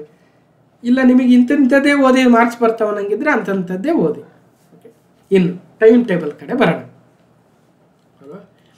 ಈ ಟೈಮ್ ಟೇಬಲ್ ಅಂತಕ್ಕಂಥದ್ದು ನನಗೆ ಅನಿಸಿರ್ತಕ್ಕಂಥ ಮಾಹಿತಿಯನ್ನು ಕೊಡ್ತೀನಿ. ಇದನ್ನು ಡಿಟ್ಟು ಹಂಗೆ ಫಾಲೋ ಮಾಡ್ಬೇಕಂತೇನಿಲ್ಲ. ಇದು ಈಗ ಸದ್ಯ 708 ಪೋಸ್ಟ್ಗೆ ಈ ಟೈಮ್ ಟೇಬಲ್ ಮಾಡಿರ್ತಕ್ಕಂಥದ್ದು. ಒಂದು ವೇಳೆ ನೀವು ಇನ್ನೊಂದು ಯಾವುದೋ ಎಕ್ಸಾಮಿಗೆ ರೆಡಿ ಆಗ್ತಾಯಿದ್ರೆ ಒಂಚೂರು ಬದಲಾವಣೆ ಮಾಡ್ಕೋಬೋದು. ಇದನ್ನು ಆಲ್ರೆಡಿ ನಾನು ಕ್ಲಾಸ್ ನಂಬರ್ 310 320 ಇರಬೇಕು, ನಮ್ಮ ದಿನಚರಿ ಹೇಗಿರಬೇಕು ಅಂತ ಅದರಲ್ಲಿ ಮಾಡಿದ್ದೆ ಇದೇ ಥರದ್ದು. ಓಕೆ, ಈಗ ಫಸ್ಟು 708 ಪೋಸ್ಟ್ಗೆ ನೀವು ರೆಡಿ ಆಗ್ತಾ ಇದ್ರಿ ಅಂದಾಗ, ಈಗ ಆಲ್ರೆಡಿ ನೀವು ಒಂದಷ್ಟು ಸಬ್ಜೆಕ್ಟ್ ನಾಲೆಜ್ ಅಂತೂ ಇದ್ದೇ ಇರುತ್ತೆ, ಯಾರು ಹೊಸಬ್ರೇನು ಇರಲ್ಲ. ಹೊಸಬ್ರು ನೀವು ಡೈರೆಕ್ಟಾಗಿ ಎಕ್ಸಾಮ್ ಬಂದು ಬರಿತಾ ಇದ್ರಂದರೆ ಸೆಲೆಕ್ಷನ್ ಆಗ್ತಕ್ಕಂಥ ಒಂದು ಸಾಧ್ಯತೆ ಸ್ವಲ್ಪ ಕಡಿಮೆ ಇರುತ್ತೆ. ಯಾಕಂದರೆ ಸ್ವಲ್ಪ ಟೈಮ್ ಬೇಕು. ಅವರು ಆಲ್ರೆಡಿ ಈಜ್ ಕಲಿಯೋಕ್ಕೆ ಭಾಳ ದಿನ ಆಯಿತು. ನೀವು ಬಂದು ಇವತ್ತು ನೀರಲ್ಲಿ ಇಳಿದೆಯಾ ಡೈರೆಕ್ಟ್ ಈಜ್ ಬರುತ್ತೆ ಅಂದರೆ ಬರಲ್ಲ ಒಂದೇ ಸಲಕ್ಕೆ, ಸ್ವಲ್ಪ ಟೈಮ್ ಬೇಕಾಗುತ್ತೆ. ಹಾಗಾಗಿ ಹಂಗಂತ ಏನು ಇವತ್ತೇ ಸ್ಟಾರ್ಟ್ ಮಾಡಿದ್ದೀನಿ ಸರ್ ನಾನು 708 ಪೋಸ್ಟಲ್ಲಿ ತಗೊಳಕ್ಕೆ ಸಾಧ್ಯನೇ ಇಲ್ಲ ಅಂದರೆ ಆಗ ಹಂಗೇನಿಲ್ಲ, ಅವರವ್ರ ಟ್ಯಾಲೆಂಟು. ಆದರೆ ಕೇಸ್ ಕಮ್ಮಿ ಇರ್ತವೆ, ಎಕ್ಸೆಪ್ಷನಲ್ ಕೇಸ್ ಅಂತ ಕರಿತೀವಿ. ಈಗ ಆಲ್ರೆಡಿ ನೀವು ಸಾಕಷ್ಟು ಸಬ್ಜೆಕ್ಟ್ ನಾಲೆಜ್ ಓದಿರ್ತೀರಿ, ಇನ್ನು ಓದಕ್ಕೆ ಬೇಕಾದಷ್ಟು ಇರುತ್ತೆ, ಯಾವತ್ತೂ ಕೂಡ ಅದು ಮುಗಿಯಲ್ಲ, ಯಾವತ್ತೂ ಮುಗಿಯಲ್ಲ. ಅದಕ್ಕೆ ಮೊನ್ನೆ KA ಡೈರೆಕ್ಟರ್ ಅವ್ರು ಮಾತಾಡಬೇಕಾದ್ರೆ ಹೇಳ್ತಾ ಇದ್ರು ನೋಡಿ, ನಾವು ಡಿಸೆಂಬರ್ ಅಥವಾ ಜನವರಿಲಿ ಎಕ್ಸಾಮ್ ನಡೆಸ್ತೇವೆ ಅಂತ ಹೇಳಿದ್ದಾರೆ. ಯಾಕೆ ಹೇಳಿದ್ದಾರೆ ಅಂದ್ರೆ ಅರ್ಥ ಮಾಡ್ಕೊಳ್ರಿ. ನಾಳೆ ಒಮ್ಮೆಲೆ ಡೇಟ್ ಅನೌನ್ಸ್ ಮಾಡಿದಾಗ ಇಷ್ಟೇ ಟೈಮ್ ಇದೆ ಪೋಸ್ಟ್ಪೋನ್ ಮಾಡಿ ಅಂದ್ಬಿಡ್ತೀರಿ. ಓದೋರಿಗೆ ಎಷ್ಟು ದಿನ ಕೊಟ್ಟರು ಅಷ್ಟೇ, ಓದದೇ ಇರೋರಿಗೆ ನೀವು 10 ವರ್ಷ ಕೊಟ್ಟರು ಅವರು 10 ವರ್ಷದ ನಂತರ ಮತ್ತೆ ಪೋಸ್ಟ್ಪೋನ್ ಮಾಡಿ ಅಂತಲೇ ಕೇಳ್ತಾರೆ. ಹಾಗಾಗಿ ಇವಾಗೇ ಹೇಳ್ತಾ ಇದ್ದೀವಿ, ನಾವು ಡಿಸೆಂಬರ್ ಇಲ್ಲ ಜನವರಿಲಿ ಎಕ್ಸಾಮ್ ಮಾಡ್ತೀವಿ, ಅದಕ್ಕೆ ತಕ್ಕಂತೆ ಓದ್ಬೇಕು ನೀವು ಅಂತ ಹೇಳ್ಬಿಟ್ಟಿದ್ದಾರೆ. ಅದಕ್ಕೆ ನಾವು ಅದನ್ನೇ ಒಂದು ಮಾನದಂಡವಾಗಿ ಇಟ್ಕೊಂಡು ಇವತ್ತು 17 ಅಕ್ಟೋಬರ್ 2025 ಅಂದರೆ ದೀಪಾವಳಿ ಆರಂಭ ಆಗ್ತಾ ಇದೆ. ಇಲ್ಲಿಂದ ಹಿಡ್ಕೊಂಡು ಸಂಕ್ರಾಂತಿ ಮುಂದಿನ ವರ್ಷ 2026 ಜನವರಿ 15ರವರೆಗೂ ಎಕ್ಸಾಮ್ ಟೈಮ್ ಸಿಗುತ್ತೆ ಅನ್ಕೊಳ್ಳೋಣ. ಅಷ್ಟೊಳಗಡೆ ಮಾಡಿದ್ರೆ ಏನು ಮಾಡ್ಬೇಕು, ಮತ್ತೆ ಅಷ್ಟಾದರೂ ಸಿಗುತ್ತೆ ಅಂದ್ಕೊಂಡ್ರೆ ಅಲ್ಲಿಗೆ 90 ದಿನ ಆಗುತ್ತೆ ಒಂದು ಅಂದಾಜು ಪ್ರಕಾರ. ಈ 90 ದಿನದಲ್ಲಿ ನಾನು ಯಾವರೇಜಾಗಿ ಓದಿದ್ದೀನಿ ಸರ್, ನಾನು ಏನನ್ನ ಓದಬೇಕು, ಈಗ 90 ದಿನದಲ್ಲಿ ಏನೇನು ಮಾಡಬಹುದು ಅಂತ ಒಂದು ಟೈಮ್ ಟೇಬಲ್ ಕೊಡ್ತೀನಿ. ಒಂಚೂರು ಹೆಚ್ಚು ಕಮ್ಮಿ ಮಾಡ್ಕೊಂಬೇಡಿ. ನೀವು ಏನಂದರೆ ಫಸ್ಟ್ ಮಾಡಬೇಕಾಗಿರೋ ಕೆಲಸ, ನೀವು ಎಷ್ಟೇ ಓದಿರಿ ಏನೇ ಓದಿರಿ ತಲೆ ಕೆಡ್ಸಕ್ಕೆ ಹೋಗಬೇಡಿ. ಫಸ್ಟ್ ಹೋಗ್ರಿ, ಇಲ್ಲಿ ಆಲ್ರೆಡಿ ನಾನು ಒಂದು 8-10 ಕ್ವಶನ್ ಪೇಪರ್ ಹೇಳಿದೆ, KPSCಗೆ ಇವನೇ ಹೋಗಬೇಡಿ, ಇವೆಲ್ಲ ಆದಮೇಲೆ KPSC ಕ್ವಶನ್ ಪೇಪರ್ ಕಡೆ ಹೋಗಿ. ಸದ್ಯಕ್ಕೆ KA ಕ್ವಶನ್ ಪೇಪರು VAOದೊಂದು ಸಿಗುತ್ತೆ, ಜೊತೆಗೆ ಸಿವಿಲ್ PSIದೊಂದು ಸಿಗುತ್ತೆ, 402ದೊಂದು ಸಿಗುತ್ತೆ, BMTCದೊಂದು ಸಿಗುತ್ತೆ, 5151 ಪೋಸ್ಟಲ್ಲಿ 12 ಕ್ವಶನ್ ಪೇಪರ್ ಸಿಗ್ತವೆ, 60 ಎಷ್ಟು ಪೋಸ್ಟ್ ಅದೊಂದು 1-2 ಕ್ವಶನ್ ಪೇಪರ್ ಸಿಗ್ತವೆ. ಇಂಥವು ಒಂದು 10 ಕ್ವಶನ್ ಪೇಪರ್ ಪಿಕ್ ಮಾಡಿ. 10 ಕ್ವಶನ್ ಪೇಪರ್ KAದಾಗಿರ್ಬೇಕು, ಅವು ರೀಸೆಂಟ್ವೇ ಆಗಿರಬೇಕು, ಫ್ರೀ ಕೋಚಿಂಗ್ ಸೇರಿಸ್ಕೊಂಡು. ಆ ಹಳೆಯ ಪ್ರಶ್ನೆ ಪತ್ರಿಕೆಗಳು 10 ಪ್ರಶ್ನೆ ಪತ್ರಿಕೆಗಳನ್ನು ದಿನ ಒಂದೊಂದು ಪ್ರಶ್ನೆ ಪತ್ರಿಕೆ ಫಸ್ಟ್ ಸಾಲ್ವ್ ಮಾಡಬೇಕು. ಫಸ್ಟ್ ಸಾಲ್ವ್ ಮಾಡಿಬಿಡಿ. ಆವಾಗ ನಿಮಗೊಂದು ಐಡಿಯಾ ಬರುತ್ತೆ. ಏನು ಐಡಿಯಾ ಬರುತ್ತೆ? ಓಹೋ, KA ಈ ರೀತಿಯಾಗಿ ಪ್ರಶ್ನೆಗಳನ್ನು ತೆಗಿತಾ ಇದೆ, ನಾನು ಓದಿದ್ರೂ ಕೂಡ ಆ ಚಾಪ್ಟ್ರಲ್ಲಿ ನನಗೆ ಯಾಕೆ ಮಿಸ್ ಆಗ್ತಾ ಇದೆ, ಯಾಕೆ ಆನ್ಸರ್ ಮಾಡೋಕ್ಕಾಗ್ತಾ ಇಲ್ಲ. ಇತಿಹಾಸ ಆಗಿರಲಿ, ಜಿಯೋಗ್ರಫಿ ಆಗಿರಲಿ, ಪಾಲಿಟಿ ಆಗಿರಲಿ, ಸೈನ್ಸ್ ಆಗಿರಲಿ, ಮೆಂಟಲ್ ಯಾವುದೇ ಆಗಲಿ, ಯಾಕೆ ನಾನು ಓದಿದ್ದ ಆ ಚಾಪ್ಟ್ರು ಆನ್ಸರ್ ಯಾಕೆ ಮಾಡೋಕ್ಕಾಗವಲ್ದು. VAO ಜಸ್ಟ್ 12th ಪಾಸ್ ಆದವರಿಗೆ ನಡೆದಿರ್ತಕ್ಕಂಥ ಎಕ್ಸಾಮು, ಅದನ್ನು ನನಗೆ ಸಾಲ್ವ್ ಮಾಡೋಕ್ಕಾಗ್ತಾ ಇಲ್ಲ ಅಂದರೆ ಯಾಕೆ ಅಂತ ಒಂದು ಕ್ವಶನ್ ಪೇಪರ್ ತಗೋಬೇಕು. ಬೆಳಿಗ್ಗೆ ತಗೊಂಡು ಅದನ್ನು ಸಾಲ್ವ್ ಮಾಡ್ತಾ ಹೋಗ್ಬೇಕು. ಆ ಟಾಪಿಕ್ ಏನು ಬಂದಿದೆ, ಅದು ಪಾಲಿಟಿ ಆಗಿದ್ದರೆ ಪಾಲಿಟಿಯಾಗಿ ಓದಿ, ಜಿಯೋಗ್ರಫಿ ಆಗಿದ್ದರೆ ಜಿಯೋಗ್ರಫಿ ಟಾಪಿಕ್ ಮುಗಿಸಿ, ಒಟ್ಟಿನಲ್ಲಿ ಆ ಕ್ವಶನ್ ಪೇಪರ್ನ ಸಾಯಂಕಾಲ ಅನ್ನೋದ್ರೊಳಗೆ ಕಂಪ್ಲೀಟ್ ಮಾಡಬೇಕು. ಇದು ಫಸ್ಟ್ 10 ಡೇಸ್ ಮಾಡಬೇಕು. ಫಸ್ಟ್ 10 ಡೇಸ್ ಆಯಿತು, 10 ಡೇಸ್ ಆಯಿತು. 10 ಡೇಸ್ ಆದ ನಂತರ ಕರೆಂಟ್ ಅಫೇರ್ಸ್ ಕಡೆ ಬನ್ನಿ. ಕರೆಂಟ್ ಅಫೇರ್ಸ್ ಜನರಲ್ ಆಗಿ ನಾವು KA ನಡೆಸಿರ್ತಕ್ಕಂಥ ಪರೀಕ್ಷೆಗಳಲ್ಲಿ ನೋಡಿದಾಗ ಒಂದು 30 ಕರೆಂಟ್ ಅಫೇರ್ಸ್ ಬಂದಿದೆ ಅಂದರೆ ಅದರೊಳಗಡೆ 20 ಮಿನಿಮಮ್ 20 ಒಂದು ವರ್ಷದ ಕರೆಂಟ್ ಅಫೇರ್ಸ್ ಇರೋದನ್ನೇ ಕಾಣ್ತಾ ಇದ್ದೀವಿ. ಒಂದು ವರ್ಷ ಯಾವುದೋ ಒಂದು 3-4 ಕ್ವಶನ್ ಇನ್ನೂ ಸ್ವಲ್ಪ ಹಿಂದಿನೂ ಬರ್ಬೋದು. ಅದಕ್ಕೋಸ್ಕರ ನಿಮಗೆ ಸಮಯ ಇಲ್ಲ ಅಂದರೆ, ಈಗ ಆಲ್ರೆಡಿ ಕರೆಂಟ್ ಅಫೇರ್ಸ್ ಓದಿಲ್ಲ ಸರ್, ನಾನು ಯಾವ್ರೇಜ್ ಆಗಿದ್ದೆ, ಯಾವ್ರೇಜ್ ಸ್ಟೂಡೆಂಟು, ನನಗೆ ಈಗ 90 ದಿನದಲ್ಲಿ ನಾನು ಪ್ಲ್ಯಾನ್ ಮಾಡ್ಕೋಬೇಕು ಅನ್ನೋರ್ಗಿದು. ಇಲ್ಲ ಸರ್, ನಾವು ಪರ್ಫೆಕ್ಟ್ ಎಲ್ಲ ಓದ್ಬಿಟ್ಟಿದ್ದೀವಿ, ನಮಗೇನಿಲ್ಲ, 2 ವರ್ಷದಿಂದ ಕರೆಂಟ್ ಅಫೇರ್ಸ್ ಓದ್ತಾ ಇದ್ದೀನಿ ಅನ್ನೋರ್ಗೆ ಇದಲ್ಲ. ನಾನು ಜಿಯೋಗ್ರಫಿನ 3 ಸಲ ಕಂಪ್ಲೀಟಾಗಿ ಓದಿದ್ದೀನಿ ಅನ್ನೋರ್ಗೆ ಇದಲ್ಲ. ಇದು ಯಾವ್ರೇಜಾಗಿ ಓದಿದ್ದೀನಿ ಸರ್, ನಾನು ಏನು ಮಾಡ್ಬೋದು ಪಾಸ್ ಆಗೋದಕ್ಕೆ ಅನ್ನೋರ್ಗಿಂಥದ್ದು. ಓಕೆ, ಅಥವಾ ನೀವು ಚೆನ್ನಾಗಿ ಓದಿದ್ರು ಕೂಡ ಫಾಲೋ ಮಾಡಬಾರ್ದಂತೇನಿಲ್ಲ. Okay fine. So 12 months current affairs ಓದಬೇಕು ಅನ್ನೋದು ನನ್ನ ಭಾವನೆ. ಜನವರಿಲಿ ಎಕ್ಸಾಮ್ ನಡೆಯುತ್ತೆ 2026 ಅಂದ್ಕೊಂಡ್ರೆ 2025 ಜನವರಿಯಿಂದ ಒಂದು 10 ದಿನ 10 ದಿನ ಕಂಪ್ಲೀಟ್ ಕರೆಂಟ್ ಅಫೇರ್ಸ್ ಓದ್ಬೇಕು. ಸರ್ ಮಿಡ್ಲಲ್ಲಿ ಯಾವ್ದಾದ್ರು ಸಬ್ಜೆಕ್ಟ್ ತೂರ್ಸಂದ ತಂದು ಇನ್ನೊಂದು ಯಾವುದೋ ಮಾಡೋಣ ಅಂದ್ರೆ ಅಲ್ಲ, ಕರೆಂಟ್ ಅಫೇರ್ಸ್ ಹಿಡ್ಕೊಂಡ್ರೆ ಮುಗೀತು, ಬೆಳಿಗ್ಗೆಯಿಂದ ಸಾಯಂಕಾಲ ತನಕ ಕರೆಂಟ್ ಅಫೇರ್ಸ್. ಇಲ್ಲ ಸರ್ ನನಗೆ ಭಾಳ ಬೋರ್ ಆಗುತ್ತೆ ಕರೆಂಟ್ ಅಫೇರ್ಸು, ಮಿಡ್ಲಲ್ಲಿ ಯಾವ್ದಾದ್ರು ಸಬ್ಜೆಕ್ಟ್ ಓದ್ತೀನಿ ಅಂದರೆ ಮಿಕ್ಸ್ ಮಾಡಿ ಪರವಾಗಿಲ್ಲ. ಆದರೆ ದಿನಕ್ಕೆ 8 ಅವರ್ ಓದ್ತೀರಂದರೆ ಅದರೊಳಗಡೆ 6 ಅವರ್ ಕರೆಂಟ್ ಅಫೇರ್ಸೇ ಇರಬೇಕು. ಅಂದರೆ ಮ್ಯಾಕ್ಸಿಮಮ್ ಆ ಸಬ್ಜೆಕ್ಟಿಗೆ ಕೊಡಬೇಕು. ಇನ್ ಬಿಟ್ವೀನ್ ಬೋರ್ ಆಗಬಾರ್ದು ಅಂತ ಇನ್ನೊಂದು ಯಾವುದೋ ಸಬ್ಜೆಕ್ಟ್ ತರಬೇಕು, ಅದು 1 ಅವರ್ 2 ಅವರ್ ಅಷ್ಟೇ. ಅರ್ಥ ಮಾಡ್ಕೊಂಡು ಕೆಲವೊಬ್ರು ಇರ್ತಾರೆ 8 ಅವರ್ ಓದ್ತೀನಂದರೆ 2 hour history, 2 hour geography, 2 hours polity, 2 hours mental ability ಹಿಂಗೆ ಓದ್ತಾ ಇರ್ತಾರೆ. ಅವ್ರ ಇಷ್ಟ ಅದು. ನಾನು ಹೇಳ್ತಾ ಇದ್ದೀನಲ್ಲ, ಇದು ನಾನಾಗಿದ್ದರೆ ಹೆಂಗೆ ಓದ್ತಾ ಇದ್ದೆ, ನಾನಾಗಿದ್ದರೆ ಕರೆಂಟ್ ಅಫೇರ್ಸ್ ಹಿಡ್ಕೊಂಡ್ರೆ ಒಂದು ವಾರ 10 ದಿವಸ ಕಂಪ್ಲೀಟ್ ಮುಗಿಸಿದ ನಂತರನೇ ಬೇರೆ ಸಬ್ಜೆಕ್ಟ್ ಹೋಗ್ತಾ ಇದ್ದೆ. ಈಗ ಕರೆಂಟ್ ಅಫೇರ್ಸ್ ಆಯಿತು, ಹಳೆ ಪ್ರಶ್ನೆ ಪತ್ರಿಕೆಗಳೇ ಫಸ್ಟ್ ಯಾಕೆ ಹೇಳಿದ್ದೀನಿ ಅಂದರೆ ಹೆಂಗೆ ಬರ್ತಾ ಇದ್ದೇವೆ ಪ್ರಶ್ನೆ ಅಂತ ಗೊತ್ತಾದಾಗ ನೆಕ್ಸ್ಟ್ ಸಬ್ಜೆಕ್ಟ್ ಓದಬೇಕಾದ್ರೆ ಮನಸ್ಸಲ್ಲಿ ಇರುತ್ತೆ, ಓಹೋ ಹಿಂಗೆ ಕೇಳ್ತಾ ಇದ್ದಾನೆ ಅಂತ. ಅದಕ್ಕೋಸ್ಕರ ಫಸ್ಟ್ ಓಲ್ಡ್ ಕ್ವಶನ್ ಪೇಪರ್ ಹೇಳಿದ್ದು. ಓಲ್ಡ್ ಅಂದ್ರೆ ಮತ್ತೆ ಓಬಿರಾಯನ್ ಕಾಲದ್ದು ಪುರಾತನ ಕಾಲದ ಪ್ರಶ್ನೆ ಪತ್ರಿಕೆಗಳಲ್ಲ. ಅರ್ಥ ಮಾಡ್ಕೊಳ್ರಿ, ಟ್ರೆಂಡ್ ಚೇಂಜ್ ಆಗಿದೆ. ಟ್ರೆಂಡ್ ಚೇಂಜ್ ಆಗಿದೆ ರೀ ಅಂತ ನಾ 2020 ಹೇಳಿದ್ದೆ. ಕೇಳಲ್ಲ, ನಮ್ಮ ವಿಡಿಯೋ ಯಾರು ನೋಡೋರು ಇರಲಿಲ್ಲ, ಅವಾಗ ನೋಡೋರು ಇರಲಿಲ್ಲ ರೀ, ಹಂಗಿತ್ತು ಕತೆ. ಒಬ್ಬ IITಯಲ್ಲಿ ಓದಿರೋ ಹುಡುಗ ಬಂದು ಪಾಠ ಮಾಡೋಕೆ ಹೋದರೆ ಜನಗಳಿಗೆ ಅರ್ಥ. ಇವಾಗಲೂ ಅಷ್ಟೇ ಭಾಳ ನೋಡಿಬೇಕಾದ್ರೆ ರುಚಿಸಲ್ಲ ಜನಗಳಿಗೆ. ಇರೋದೇ ಹಂಗೆ ಪ್ರಪಂಚ, ಇರೋದೇ ಹಂಗೆ ಇರಲಿ. ಇತಿಹಾಸಕ್ಕೆ ಬಂದರೆ ನೀವು ಹೆಂಗೆ ಓದಿದ್ರಿ ಅನ್ನೋದ್ರ ಮೇಲೆ ಒಂದು ಚೂರು ಹೆಚ್ಚು ಕಮ್ಮಿ ಮಾಡ್ಕೊಳ್ಳಿ ಟ್ರೈನ್. ನೀವು ಇತಿಹಾಸ ಫುಲ್ ಓದಿದ್ರಿ ಅಂದರೆ 7 ದಿನ ಕೊಟ್ಟಿನಲ್ಲ, ಅದನ್ನು 4 ದಿನಕ್ಕೆ ಕೇಳಿಸ್ಕೊಳ್ರಿ. ಇಲ್ಲ ಸರ್ ಆ್ಯಾವ್ರೇಜಾಗಿ ಓದಿದ್ದೀನ 7 ದಿನ ಇತಿಹಾಸ ಹಿಡ್ಕೊಂಬಿಡ್ರಿ ಕಂಪ್ಲೀಟ್. ಎಷ್ಟಾಗುತ್ತೆ ಅಷ್ಟು. ಸರ್ 7 ದಿನ ಆಗಲ್ಲ, ನನಗೆ 15 ದಿನ ಬೇಕಾ, ಬೇಡ, 7 ದಿನದಲ್ಲೇ ಎಷ್ಟಾಗುತ್ತೆ ಅಷ್ಟು ಮುಗಿಸ್ಕೋಬೇಕು ಮ್ಯಾಕ್ಸಿಮಮ್. ಮತ್ತು ಎಲ್ಲ ಸಿಲೆಬಸ್ ಕವರ್ ಮಾಡೋಕ್ಕೆ ಟ್ರೈ ಮಾಡ್ಬೇಕು. ಮತ್ತೆ ಅರ್ಥ ಮಾಡ್ಕೊಳ್ರಿ, 7 ದಿನ ತಗೋಬೇಕು ಇತಿಹಾಸಕ್ಕೆ, ಅದರೊಳಗಡೆ ಎಲ್ಲ ಸಿಲೆಬಸ್ ಮುಗಿಸ್ಬೇಕು. ಮತ್ತು ಹೆಚ್ಚಿಗೆನೂ ಟೈಮ್ ತಗೋಬಾರ್ದು. ಅದು ಹೆಂಗೆ ಸರ್ ಅಂದರೆ ಸ್ವಲ್ಪ ಮೇಲ್ಮೇಲಾದರೂ ಓದಿ, ಹೆಂಗಾರ ಓದಿ ಸಿಲೆಬಸ್ ಕಂಪ್ಲೀಟ್ ಆಗಬೇಕು. ಸರ್ ಮತ್ತು ಹಂಗೆ ಓದಿದ್ರೆ ನೆಕ್ಸ್ಟ್ ಎಕ್ಸಾಮಿಗೆ ಕಷ್ಟ ಆಗುತ್ತೆ, ನೆಕ್ಸ್ಟ್ ಇನ್ನೂ ಟೈಮ್ ಸಿಗುತ್ತಲ್ಲ ಅವಾಗ ಇನ್ನೂ ಒಂದು ರೌಂಡ್ ಬರಂತ್ರಿ. ಇದೇ ಥರ ಇವಾಗ ಬಿಟ್ಟಿರೋ ಟಾಪಿಕ್ ಅವಾಗ ಓದಂತ್ರಿ. ಈಗ ಸದ್ಯಕ್ಕೆ ಇಷ್ಟಾದರೂ ಓದಬೇಕು, ಸಿಲೆಬಸ್ಸು ಕಂಪ್ಲೀಟ್ ಆಗಬೇಕು. ಬರೀ ಅರ್ಧ ಓದ್ತೀನಿ ಸರ್ ಕಂಪ್ಲೀಟ್ ಓದ್ತೀನಿ ಅಂದ್ರೆ ಬೇಡ, ಅದಲ್ಲ ಅದು. ಅರ್ಥ ಮಾಡ್ಕೊಂಡ್ರಿ. ನೆಕ್ಸ್ಟ್ ಜಿಯೋಗ್ರಫಿಗೆ ಬನ್ನಿ, 7 ದಿನ ತೊಗೊಳ್ರಿ. ಅದ್ಯಾ ಇಂಡಿಯನ್ ಜಿಯೋಗ್ರಫಿನೋ, ಕರ್ನಾಟಕ ಜಿಯೋಗ್ರಫಿನೋ, ವರ್ಲ್ಡ್ ಜಿಯೋಗ್ರಫಿನೋ, ಏನು ಫಿಸಿಕಲ್ ಜಿಯೋಗ್ರಫಿನೋ ಯಾವ್ದು ಓದ್ತಿರೋ ಗೊತ್ತಿಲ್ಲ, 7 ದಿನದಾಗ ಎಲ್ಲ ಮುಗಿಸ್ಕೊಂಡ್ಬಿಡ್ಬೇಕು. ಸರ್ ಯಾವುದಕ್ಕೆ ಹೆಚ್ಚಿನ ಫೋಕಸ್ ಕೊಡ್ಬೇಕಂದ್ರೆ, ಅರೆ ಹಳೆ ಪ್ರಶ್ನೆ ಪತ್ರಿಕೆಗಳು ಸಾಲ್ವ್ ಮಾಡೋಕ್ಕಾದ್ರೆ ನಿಮ್ಗೆ ಗೊತ್ತಾಯ್ತಲ್ರಿ ಯಾವ್ಯಾವ ಪ್ರಶ್ನೆಗಳು ಬರ್ತಾ ಇದ್ದಾವಂತ. ಮತ್ತು ಅಲ್ಲಿ ಅನಾಲಿಸಿಸ್ ಮಾಡ್ಕೊಂಡಿರ್ಬೇಕು ನೀವು. ಏನು ಇಂಡಿಯನ್ ಜಿಯೋಗ್ರಫಿ ಮೇಲೆ ಜಾಸ್ತಿ ಬರುತ್ತಾ, ಕರ್ನಾಟಕ ಜಿಯೋಗ್ರಫಿ ಮೇಲೆ ಬರುತ್ತಾ, ವೆಸ್ಟರ್ನ್ ಘಾಟ್ಸ್ ಕಡೆ ಬರುತ್ತಾ, ಅಥವಾ ಪಶ್ಚಿಮ ಕರೆ ನದಿ ಕಡೆ ಬರುತ್ತಾ, ನರ್ಮದಾ ನದಿ ಕಡೆ ಬರುತ್ತಾ, ಈ ಕಡೆ ಗೋದಾವರಿ ನದಿ ಮೇಲೆ ಪ್ರಶ್ನೆಗಳು ಬರ್ತಾವ, ಹಿಮಾಲಯದ ಮೇಲೆ ಬರ್ತಾವ, ಯಾವ್ದ್ರ ಮೇಲೆ ಬರ್ತವೆ. ಮತ್ತು ಪ್ರಶ್ನೆ ಪತ್ರಿಕೆ ಓದಬೇಕಾದ್ರೆ ನಿಮಗೆ ಮೈಂಡಲ್ಲಿ ಫಿಕ್ಸ್ ಆಗಿರ್ತದೆ. ಜಿಯೋಗ್ರಫಿ 7 ದಿನದಲ್ಲಿ ಮುಗಿಸಾಕ್ಬಿಡ್ಬೇಕು. ಎಷ್ಟು ಓದ್ತಿರೋ ಗೊತ್ತಿಲ್ಲ, ಓಷನ್ ಕರೆಂಟ್ಸ್ ಅರ್ಥ ಆಗುತ್ತೋ ಬಿಡುತ್ತೋ ಗೊತ್ತಿಲ್ಲ. ಅರ್ಥ ಮಾಡ್ಕೊಂಡು ನೆಕ್ಸ್ಟ್ ಜಿಯೋಗ್ರಫಿ ಮುಗೀತು. ಪಾಲಿಟಿ ಆ್ಯಂಡ್ ಕಾನ್ಸ್ಟಿಟ್ಯೂಷನಿಗೆ ಬನ್ನಿ, 7 ದಿನ ತಗೋಬೇಕು. ಎಲ್ಲ ಆರ್ಟಿಕಲ್ಸು ಮತ್ತು ಪಾಲಿಟಿ ಕಾನ್ಸ್ಟಿಟ್ಯೂಷನ್ ಅಂದಾಗ ನಮ್ಮ ಲಕ್ಷ್ಮೀಕಾಂತ್ ಅವ್ರ ಬುಕ್ಕಲ್ಲಿ 65 ಚಾಪ್ಟರ್ ಇದೆ. 65 ಚಾಪ್ಟರ್ ಓದೋಕ್ಕಾಗತ್ತಾ? ಮತ್ತು ಈ ಹಳೆ ಪ್ರಶ್ನೆ ಪತ್ರಿಕೆಗಳನ್ನು ಸಾಲ್ವ್ ಮಾಡಬೇಕಾದ್ರೆ ನಿಮ್ಗೆ ಗೊತ್ತಾಗಿರುತ್ತೆ, ಏನು ಫಂಡಮೆಂಟಲ್ ರೈಟ್ಸ್ ಮೇಲೆ ಕೇಳ್ತಾ ಇದ್ದಾರಾ, ಸುಪ್ರೀಂ ಕೋರ್ಟ್ ಮೇಲೆ ಕೇಳ್ತಾ ಇದ್ದಾರಾ, ಪ್ರೈಮ್ ಮಿನಿಸ್ಟರ್ ಮೇಲೆ ಕೇಳ್ತಾ ಇದ್ದಾರಾ, ಗವರ್ನರ್ ಮೇಲೆ ಕೇಳ್ತಾ ಇದ್ದಾರಾ, ಅಥವಾ ಕಾನ್ಸ್ಟಿಟ್ಯೂಷನಲ್ ಬಾಡಿ ಮೇಲೆ ಯಾವುದ್ರ ಮೇಲೆ ಕೇಳ್ತಾ ಇದ್ದಾರೆ ಅದ್ರ ಮೇಲೆ ಹೆಚ್ಚಿನ ಫೋಕಸ್ ಮಾಡಿ ಓದಬೇಕು. ಉಳಿದ ಟಾಪಿಕ್ಸು ಪೆಂಡಿಂಗ್ ಇಟ್ಕೊಂಡಿರಬೇಕು, ಮುಂದಿನ ಎಕ್ಸಾಮಿಗೆ ಅವನ್ನ ಓದ್ಕೋಬೇಕು.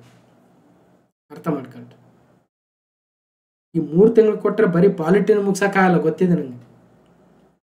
ಬರೀ ಇಷ್ಟೇ ಮುಗ್ಸೋಕ್ಕಾಗಲ್ಲ 3 ತಿಂಗಳಕ್ಕೆ, ಹಂಗೆ ಇರಲಿ. ನೆಕ್ಸ್ಟ್ ಅಂದ್ರೆ ಈಗ ಒಂದು ಯಾವುದೋ ಥಿಯರಿ ಎಕ್ಸಾಮ್ಗೆ ಓದ್ತಾ ಇದ್ದೀವಿ, ಸೆಮಿಸ್ಟರ್ ಎಕ್ಸಾಮ್, ನಮ್ಗೆ ಇರೋದೇ 2 ದಿನ ಕೊಟ್ಟಿರ್ತಾರೆ. ಆ 2 ದಿನದಲ್ಲಿ ಹೆಂಗೆ ಓದ್ತೀವಿ ನೋಡ್ರಿ, ಹಂಗೆ ಓದ್ದಂಗಿದೆ. 2 ದಿನದಲ್ಲಿ ಆ ಇಡೀ ಸೆಮಿಸ್ಟರ್ ಪೂರ್ತಿ ಓದಿರಲ್ಲ, 2 ದಿನದಲ್ಲಿ ಅಷ್ಟು ಓದ್ಬಿಟ್ಟಿರ್ತೀವಿ, ಅದ್ರಂಗೆ ಓದ್ಬೇಕು ಇವಾಗ ಅಷ್ಟೇ. ಸೈನ್ಸ್ 7 ದಿನದಲ್ಲಿ ಎಲ್ಲ ಸೈನ್ಸು ಮುಗಿಸ್ಬೇಕು. ಅದು ಫಿಸಿಕ್ಸಾ, ಕೆಮಿಸ್ಟ್ರಿನ, ಬಯಾಲಜಿನೋ ಅಥವಾ ಇನ್ನೊಂದು ಯಾವುದೋ ಅದೇನಿದೆ ಮುಗಿಸ್ಬೇಕು 7 ದಿನ. ರೈಟ್, ಸೇಮ್ ಅಗೇನ್ ಹಳೆ ಪ್ರಶ್ನೆ ಪತ್ರಿಕೆ ರೆಫರ್ ಮಾಡಿ ಯಾವ್ಯಾವ ಟಾಪಿಕ್ ಓದಬೇಕು. ಮಾನಸಿಕ ಸಾಮರ್ಥ್ಯ 7 ದಿನದಲ್ಲೇ ಮುಗಿಸ್ಬೇಕು. ಇಲ್ಲೂ ಕೂಡ ಅಷ್ಟೇ ಬೇಕಾದಷ್ಟು ಟಾಪಿಕ್ಸ್ ಬರ್ತವೆ. ಎಕ್ಸಾಮಲ್ಲಿ ಯಾವುದ್ರ ಮೇಲೆ ಫೋಕಸ್ ಮಾಡ್ತಾ ಇದ್ರೆ ಆಯಾ ಚಾಪ್ಟರ್ ತಗೊಳ್ರಿ. ಟೈಮ್ ಆ್ಯಂಡ್ ವರ್ಕ್ ಮಾಡಿದಾರಾ, ಒಂದು ಪ್ರಶ್ನೆ ಟೈಮ್ ಆ್ಯಂಡ್ ವರ್ಕ್ ಚಾಪ್ಟರ್ ಮುಗಿಸಿ. ಸ್ಟ್ರೀಮ್ಸ್ ಮೇಲೆ ಮಾಡಿದಾರಾ, ಅದನ್ನು ಮುಗಿಸಿ. ಅಥವಾ ಇನ್ನೊಂದು ಯಾವುದೋ ಟಾಪಿಕ್ ಅದ್ರ ಮೇಲೆ ಮುಗಿಸಿ. ನೆಕ್ಸ್ಟ್ ಇಲ್ಲಿಗೆ ಮೇಜರ್ ಸಬ್ಜೆಕ್ಟ್ ಮುಗೀತು. ಮೇಜರ್ ಸಬ್ಜೆಕ್ಟ್ ಅಂದರೆ ಮಿನಿಮಮ್ 8 ರಿಂದ 10 ಪ್ರಶ್ನೆ ಬರೋಂಥ ಟಾಪಿಕ್ಸ್ ಇವು. 7 ಟಾಪಿಕ್ಸ್ 7 ಅಂದರೆ 6 ಅನ್ಕೊಳ್ಳೋಣ. ಓಕೆ, ನೆಕ್ಸ್ಟ್ ಬರೋಣ. ಕಡಿಮೆ ಕ್ವಶನ್ಸ್ ಬರೋಂಥವು ಎಕನಾಮಿಕ್ಸ್. 3 ರಿಂದ 4, 2, 5, 8ರವರೆಗೂ ಬಂದಿದ್ದಾವೆ. ಅದನ್ನು 4 ದಿನದ ಮುಗಿಸ್ಬೇಕು. ಎಕನಾಮಿಕ್ಸನ್ನು ಜಾಸ್ತಿ ಕರೆಂಟ್ ಅಫೇರ್ಸ್ ಬೇಸ್ಡ್ ಎಕನಾಮಿಕ್ಸ್ ಕೇಳೋದ್ರಿಂದ ಇನ್ನೂ ಈಸಿ ಆಗೋಯ್ತು ನಿಮಗೆ. ಇಲ್ಲಿ ಕರೆಂಟ್ ಅಫೇರ್ಸ್ ಓದಿರ್ತಿರಲ್ಲ, ಈಸಿ ಆಗೋಯ್ತು. ಓಕೆ, ನೆಕ್ಸ್ಟ್ ಇನ್ನು ಉಳಿದ ಟಾಪಿಕ್ ಯಾವ ಓದಬೇಕಂತ ನೀವು ಕ್ವಶನ್ ಪೇಪರ್ ಓದಬೇಕಾದ್ರೆ ನೋಟ್ ಮಾಡಿ ಇಟ್ಕೊಂಡಿರ್ಬೇಕು. ಸ್ಟ್ಯಾಟಿಕ್ GK ಹಳೆ ಪ್ರಶ್ನೆ ಪತ್ರಿಕೆಗಳಲ್ಲಿ ಬಂದಿರೋನು ಕವರ್ ಮಾಡಿದರೆ ಬೇಕಾದಷ್ಟು ಆಗುತ್ತೆ.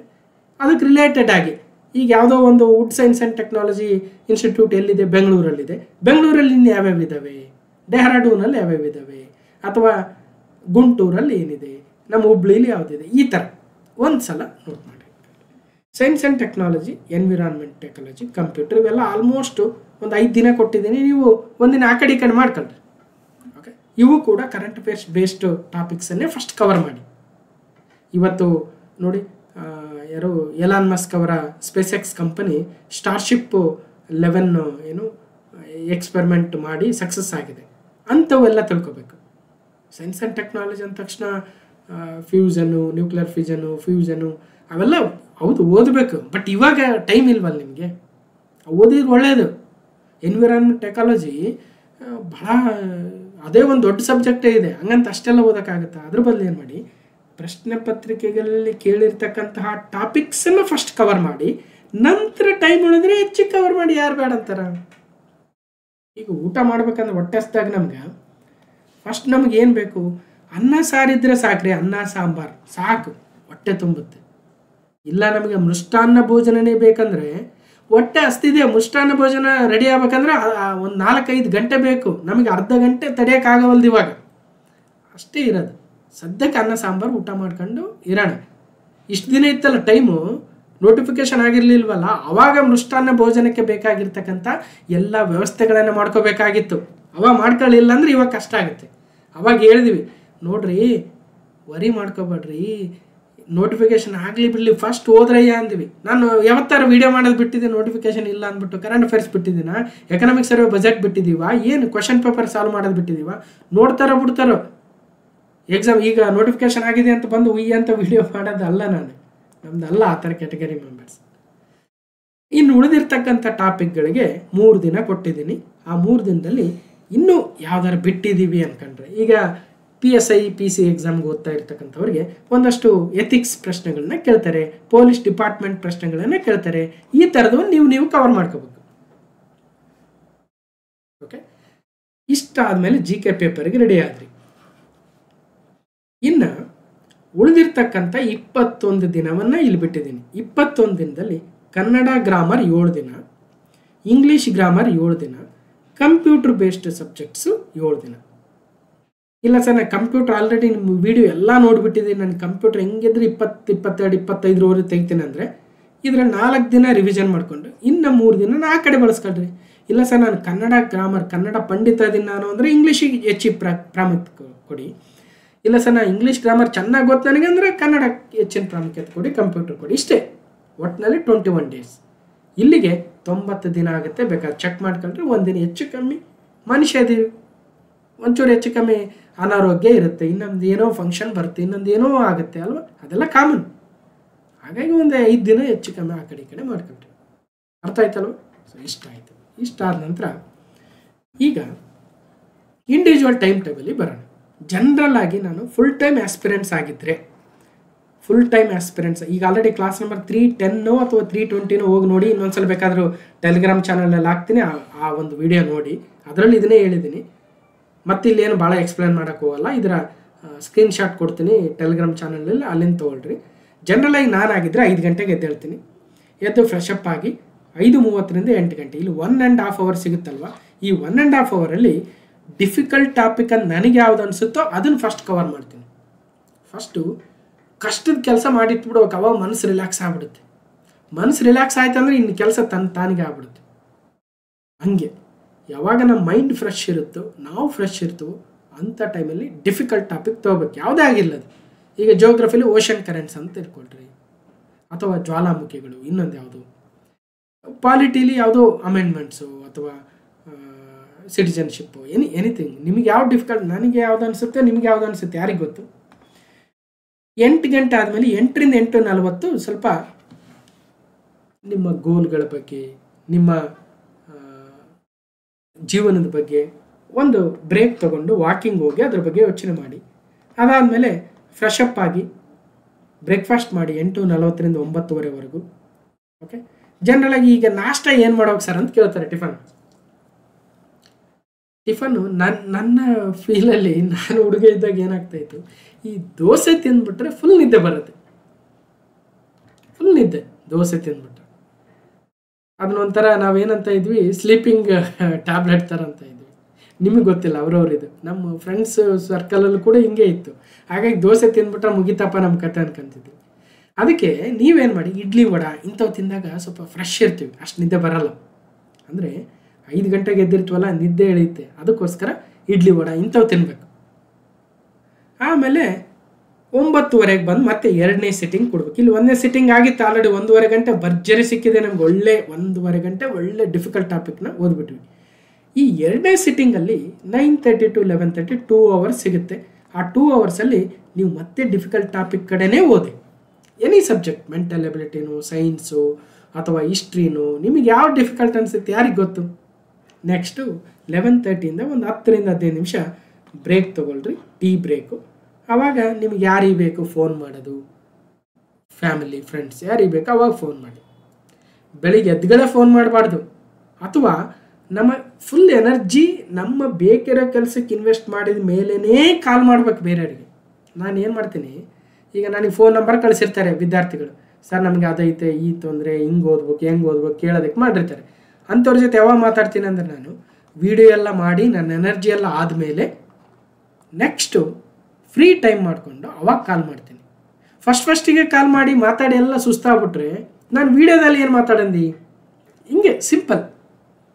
ಅಥವಾ ನೀವು ಯಾರೋ ಫ್ರೆಂಡ್ಸ್ಗೋ ಫ್ಯಾಮಿಲಿಗೋ ಯಾರಿಗೋ ಫೋನ್ ಮಾಡಿರ್ತೀರಿ, ಏನೋ ವಿಚಾರದಿಂದ ನಿಮ್ಮ ಮನಸ್ಸು ಮೂಡ್ ಅಪ್ಸೆಟ್ ಆಯಿತು, ಏನೋ ಬೇಜಾರು ಅನಿಸ್ತು ಅಂದರೆ ಆಮೇಲೆ ಏನು ಓದ್ತೀರ. ಅದಕ್ಕೆ ಆಲ್ರೆಡಿ 4 ಅವರ್ ಚೆನ್ನಾಗಿ ಓದಿದ ಮೇಲೆ ಪರವಾಗಿಲ್ಲ, ಒಂಚೂರು ವ್ಯತ್ಯಾಸ ಆದರೆ ಏನಾಗಲ್ಲ. ಆಮೇಲೆ 11:45ಗೆ ಬನ್ನಿ. 11:45ಇಂದ 1:30ವರೆಗೂ ಕರೆಂಟ್ ಅಫೇರ್ಸ್ ವಿಡಿಯೋ ಕೇಳೋದು, ಮ್ಯಾಗ್ಝಿನ್ ಓದೋದು, ನ್ಯೂಸ್ ಪೇಪರ್ ಓದೋದು. ನ್ಯೂಸ್ ಪೇಪರ್ ಎದ್ದೆದ್ಗಳೇ ಓದಬಾರ್ದು, ತಿಳ್ಕೊಳ್ರಿ. ನಾನು ಅಷ್ಟೇ ಎದ್ದೆದ್ಗಳೇ ನ್ಯೂಸ್ ಪೇಪರ್ ಓದಲ್ಲ. ಫಸ್ಟ್ ಏನು ವೀಡಿಯೋ ಮಾಡಬೇಕಾ ಅಥವಾ ಏನು ಕಂಟೆಂಟ್ ಮಾಡ್ಬೇಕು ಮಾಡಿ, ಆಮೇಲೆ ಫ್ರೀ ಟೈಮಲ್ಲಿ ನ್ಯೂಸ್ ಪೇಪರ್. ಹೆಂಗಿದ್ರೆ ನ್ಯೂಸ್ ಪೇಪರ್ ನ್ಯೂಸ್ ತಲೆಗೆ ಹೋಗುತ್ತೆ, ಹೆಂಗಿದ್ರೆ ವೀಡಿಯೋ ಕೇಳಿದ್ರೆ ತಲೆಗೆ ಹೋಗುತ್ತೆ ಅಲ್ವಾ. ಹಾಗಾಗಿ ಡಿಫಿಕಲ್ಟ್ ಇರೋ ಟಾಪಿಕ್ಕು ನಾವು ಫ್ರೆಶ್ ಆಗಿರೋದು ಓದ್ಬೇಕು ಅನ್ನೋದು ನನ್ನ ಭಾವನೆ. ಬೇರೆಯವ್ರಿಗೆ ಬೇರೆ ಥರ ಇರ್ಬೋದು. ನೆಕ್ಸ್ಟು ಮತ್ತೊಮ್ಮೆ ಬ್ರೇಕ್ ತೊಗೊಳ್ಳೋಣ. 1:30ಇಂದ 3 ಗಂಟೆ. ಜನರಲ್ ಆಗಿ ನಮಗೆ ನಿದ್ದೆ ಮಾಡೋ ಅಭ್ಯಾಸ. ಮಧ್ಯಾಹ್ನ ಫ್ರೀ ಇದ್ದೆ, ಫುಲ್ ಟೈಮ್ ಓದಬೇಕಾದ್ರೆ ನಿದ್ದೆ ಮಾಡ್ತಾಯಿದ್ವಿ. ಮಧ್ಯಾಹ್ನ ಅಂದರೆ ಸಾಕು, ಊಟ ಮಾಡಿದ ತಕ್ಷಣ ಒಂಚೂರು ಆ ಕಡೆ ಓಡಾಡಿ ನಿದ್ದೆ ಮಾಡಿಬಿಟ್ರೆ ಮತ್ತೆ ಸಾಯಂಕಾಲ ಫ್ರೆಶ್ ಆಗಿ ಮತ್ತೆ ಇನ್ನೊಮ್ಮೆ ಓದಕ್ಕೆ ಕೊಡ್ಬೋದು.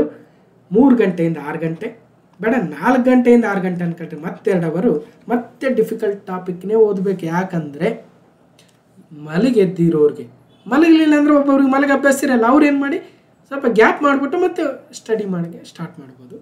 ಇನ್ನು ಮತ್ತೆ 6 ಗಂಟೆಗೆ ಬ್ರೇಕ್ ಮಾಡ್ಕೊಳ್ಳಿ, ಒಂದು ಬ್ರೇಕ್ ತೊಗೊಳ್ರಿ. 6 to 7 ಅಗೇನ್ ಈವ್ನಿಂಗ್ ವಾಕು, ಪಾರ್ಕಿಗೆ ಹೋಗೋದು ಅಥವಾ ಯಾರನ್ನೋ ಮೀಟ್ ಆಗೋದು, ಇಂಥವೆಲ್ಲ ಯಾರಿಗಾರ ಸ್ಪೋರ್ಟ್ಸ್ ಆಡೋ ಅಭ್ಯಾಸ ಇದ್ದರೆ. ಸೊ 6 to 7 ಮತ್ತೆ 7ಗೆ ಬರ್ತೀರಿ, ಫ್ರೆಶ್ ಅಪ್ ಆಗಬೇಕು. ಮತ್ತು ಕಂಬೈನ್ ಡಿಸ್ಕಷನ್ನು, ಜನರಲ್ ಡಿಸ್ಕಷನ್ನು ಅಥವಾ ಯಾವ್ದಾರ ಒಂದು ಸಬ್ಜೆಕ್ಟನ್ನು ಓದೋದು ಮಾಡ್ಬೋದು, ನಿಮ್ಮ ಇಷ್ಟ. ಅದು ಆಲ್ರೆಡಿ 4-5 ಅವರ್ 6 ಅವರು ಒಳ್ಳೆ ಎನರ್ಜಿಯಿಂದ ಓದಿರ್ತೀರಿ. ಇವಾಗ ಬೇಕಾದರೂ ಫ್ರೆಂಡ್ಸ್ ಜೊತೆ ಡಿಸ್ಕಷನ್ ಮಾಡಿ ಸಬ್ಜೆಕ್ಟ್ ಬಗ್ಗೆನೇ. 9ರಿಂದ 10 ಮತ್ತೊಂದು ಡಿನ್ನರ್ ಮಾಡಿ ಒಳ್ಳೆ ನಿದ್ರೆ ಮಾಡಬೇಕು. ಇಷ್ಟು. ಡಿನ್ನರ್ ಕೂಡ ಲೈಟಾಗೇ ಇರಲಿ. ಓದೋವಾಗ ಯಾವಾಗಲೂ ಸ್ವಲ್ಪ ಲೈಟಾಗಿ ಆಹಾರವನ್ನು ತಿನ್ನಬೇಕು, ಅದು ಕಾಮನ್. ಓಕೆ, ಬೇಕಾದ್ರೆ ನೈಟ್ ಒಳ್ಳೆ ಊಟ ಮಾಡಬೇಕಾದ್ರೆ ಮಲಗಿದ್ರು ಓಕೆ. ಇದು ಡೈಲಿ ಟೈಮ್ ಟೇಬಲ್. ಯಾರಿಗಿದು ಫುಲ್ ಟೈಮ್ ಆಸ್ಪಿರೆಂಟ್ಸ್ಗೆ, ಅಂದರೆ ಕಂಪ್ಲೀಟ್ ಕಾಂಪಿಟೇಟಿವ್ ಎಕ್ಸಾಮ್ಗೆ ಓದ್ತಾ ಇದ್ದೀವಿ ಅನ್ನೋರಿಗೆ. ಇನ್ನೂ ಕೆಲವೊಂದು ಇರ್ತವೆ. ಇನ್ನು ಕೆಲವೊಬ್ಬರು ಕೆಲಸ ಮಾಡ್ತಾ ಇರ್ತಾರೆ. ಈಗಾಗಲೇ ವರ್ಕ್ ಮಾಡ್ತಾ ಇರೋರಿಗೆ ಹೆಂಗೆ, ಮತ್ತು ಮ್ಯಾರಿಡ್ ವಿಮೆನ್, ಹೋಮ್ ಮೇಕರ್ ಅಂತ ಕರಿತೀವಿ. ಮನೆಯಲ್ಲಿ ಕೆಲಸ ಇರುತ್ತೆ ಸರ್, ಮಕ್ಕಳಿದ್ದಾರೆ, ಅತ್ತೆ ಮಾವನ್ನ ನೋಡ್ಕೋಬೇಕು, ಗಂಡನಿಗೆ ಆಫೀಸಿಗೆ ಎಲ್ಲ ರೆಡಿ ಮಾಡಿ ಕಳಿಸ್ಬೇಕು. ಇಂಥವ್ರಿಗೆ ಹೆಂಗೆ, ಅವ್ರು 4:15 ಎದ್ದೇಳಿ 4:45ರಿಂದ 6 ಗಂಟೆವರೆಗೂ ಸ್ಟಡಿ ಡಿಫಿಕಲ್ಟ್ ಟಾಪಿಕ್. ಅದಾದಮೇಲೆ 6 ಗಂಟೆಯಿಂದ ಮನೆ ಕೆಲಸ ಸ್ಟಾರ್ಟ್ ಮಾಡಿ 10 ಗಂಟೆವರೆಗೂ ನೀವು ಮಕ್ಕಳಿದ್ರೆ ಮಕ್ಕಳನ್ನ ಶಾಲೆಗೆ ಕಳಿಸಿ, ಗಂಡಗೆ ಆಫೀಸ್ಗೆ ಏನೇನು ಬೇಕು ಎಲ್ಲ ವ್ಯವಸ್ಥೆ ಮಾಡಿಕೊಡಿ. ನೀವು ಫ್ರೆಶ್ ಅಪ್ ಆಗಿ ಬ್ರೇಕ್ಫಾಸ್ಟ್ ಮಾಡಿ 10:15ಗೆ ರೆಡಿ ಆಗಿಬಿಡುವಾಗ ಮತ್ತೆ ಎರಡನೇದು ಅವಾಗೆಲ್ಲ ಕೆಲಸ ಮನೆ ಕೆಲಸ ಏನಿದ್ದಾವೆ ಅದೆಲ್ಲ ಕಸ ಮುಸುರಿ ಏನಿದ್ದಾವೆ ಎಲ್ಲ ಮಾಡ್ಕೊಂಬಿಡಿ. ಸೊ 10:30 12:00 ಸೊ 2 ಅವರ್ ಮತ್ತೆ ಒಳ್ಳೆ ಟೈಮ್ ಸಿಗುತ್ತೆ. ಅವಾಗ ಮತ್ತೆ 2 ಡಿಫಿಕಲ್ಟ್ ಟಾಪಿಕ್ ಕವರ್ ಮಾಡ್ಕೊಳ್ರಿ. ಅದಾದಮೇಲೆ ಒಂದು ಬ್ರೇಕ್ ತೊಗೊಳ್ರಿ. ಆವಾಗ ಫ್ಯಾಮಿಲಿಗೂ ಫ್ರೆಂಡ್ಸ್ಗೂ ಯಾರಿಗೆ ಬೇಕಾದ್ರೆ ಕಾಲ್ ಮಾಡಿ ಒಂದು ಅರ್ಧ ಗಂಟೆ ಬ್ರೇಕ್ ಆದಮೇಲೆ ಮತ್ತೆ ಅಲ್ಲಿಗೆ ಸುಸ್ತಾಗಿರುತ್ತೆ ದೇಹ. ಅವಾಗ ಏನು ಮಾಡಬೇಕು, ವಿಡಿಯೋ ಕೇಳಬೇಕು ಇಲ್ಲ ನ್ಯೂಸ್ ಪೇಪರ್ ಓದಬೇಕು ಅಂಥ ಟೈಮಲ್ಲಿ. ಸೊ 1 ಗಂಟೆ ಅದಾದಮೇಲೆ ಮತ್ತೆ ಊಟ ಮಾಡಿ ಒಂದು ಸ್ವಲ್ಪ ರೆಸ್ಟ್ ಮಾಡಿ ಮತ್ತೆ 3:30-4 ಗಂಟೆಗೆ ಸ್ಟಾರ್ಟ್ ಮಾಡಿ. ಸೊ ಡಿಫಿಕಲ್ಟ್ ಟಾಪಿಕ್ ಮತ್ತೆ ಓದಿ ರೆಸ್ಟ್ ಆಗಿರುತ್ತೆ ಅವಾಗ. ಮತ್ತು 6 to 9 ಏನು ಮಾಡಿ ರಿವಿಷನ್ನು ಅಥವಾ ಏನಾದರೂ. ಓಕೆ, ಸೊ ಈ ಥರ 9 to 10 ಇನ್ನೂ ಸ್ವಲ್ಪ ಅಥವಾ ಮನೆ ಕೆಲಸ ಇರೋರಿಗೆ ಮನೆ ಕೆಲಸ ಮಾಡಿ.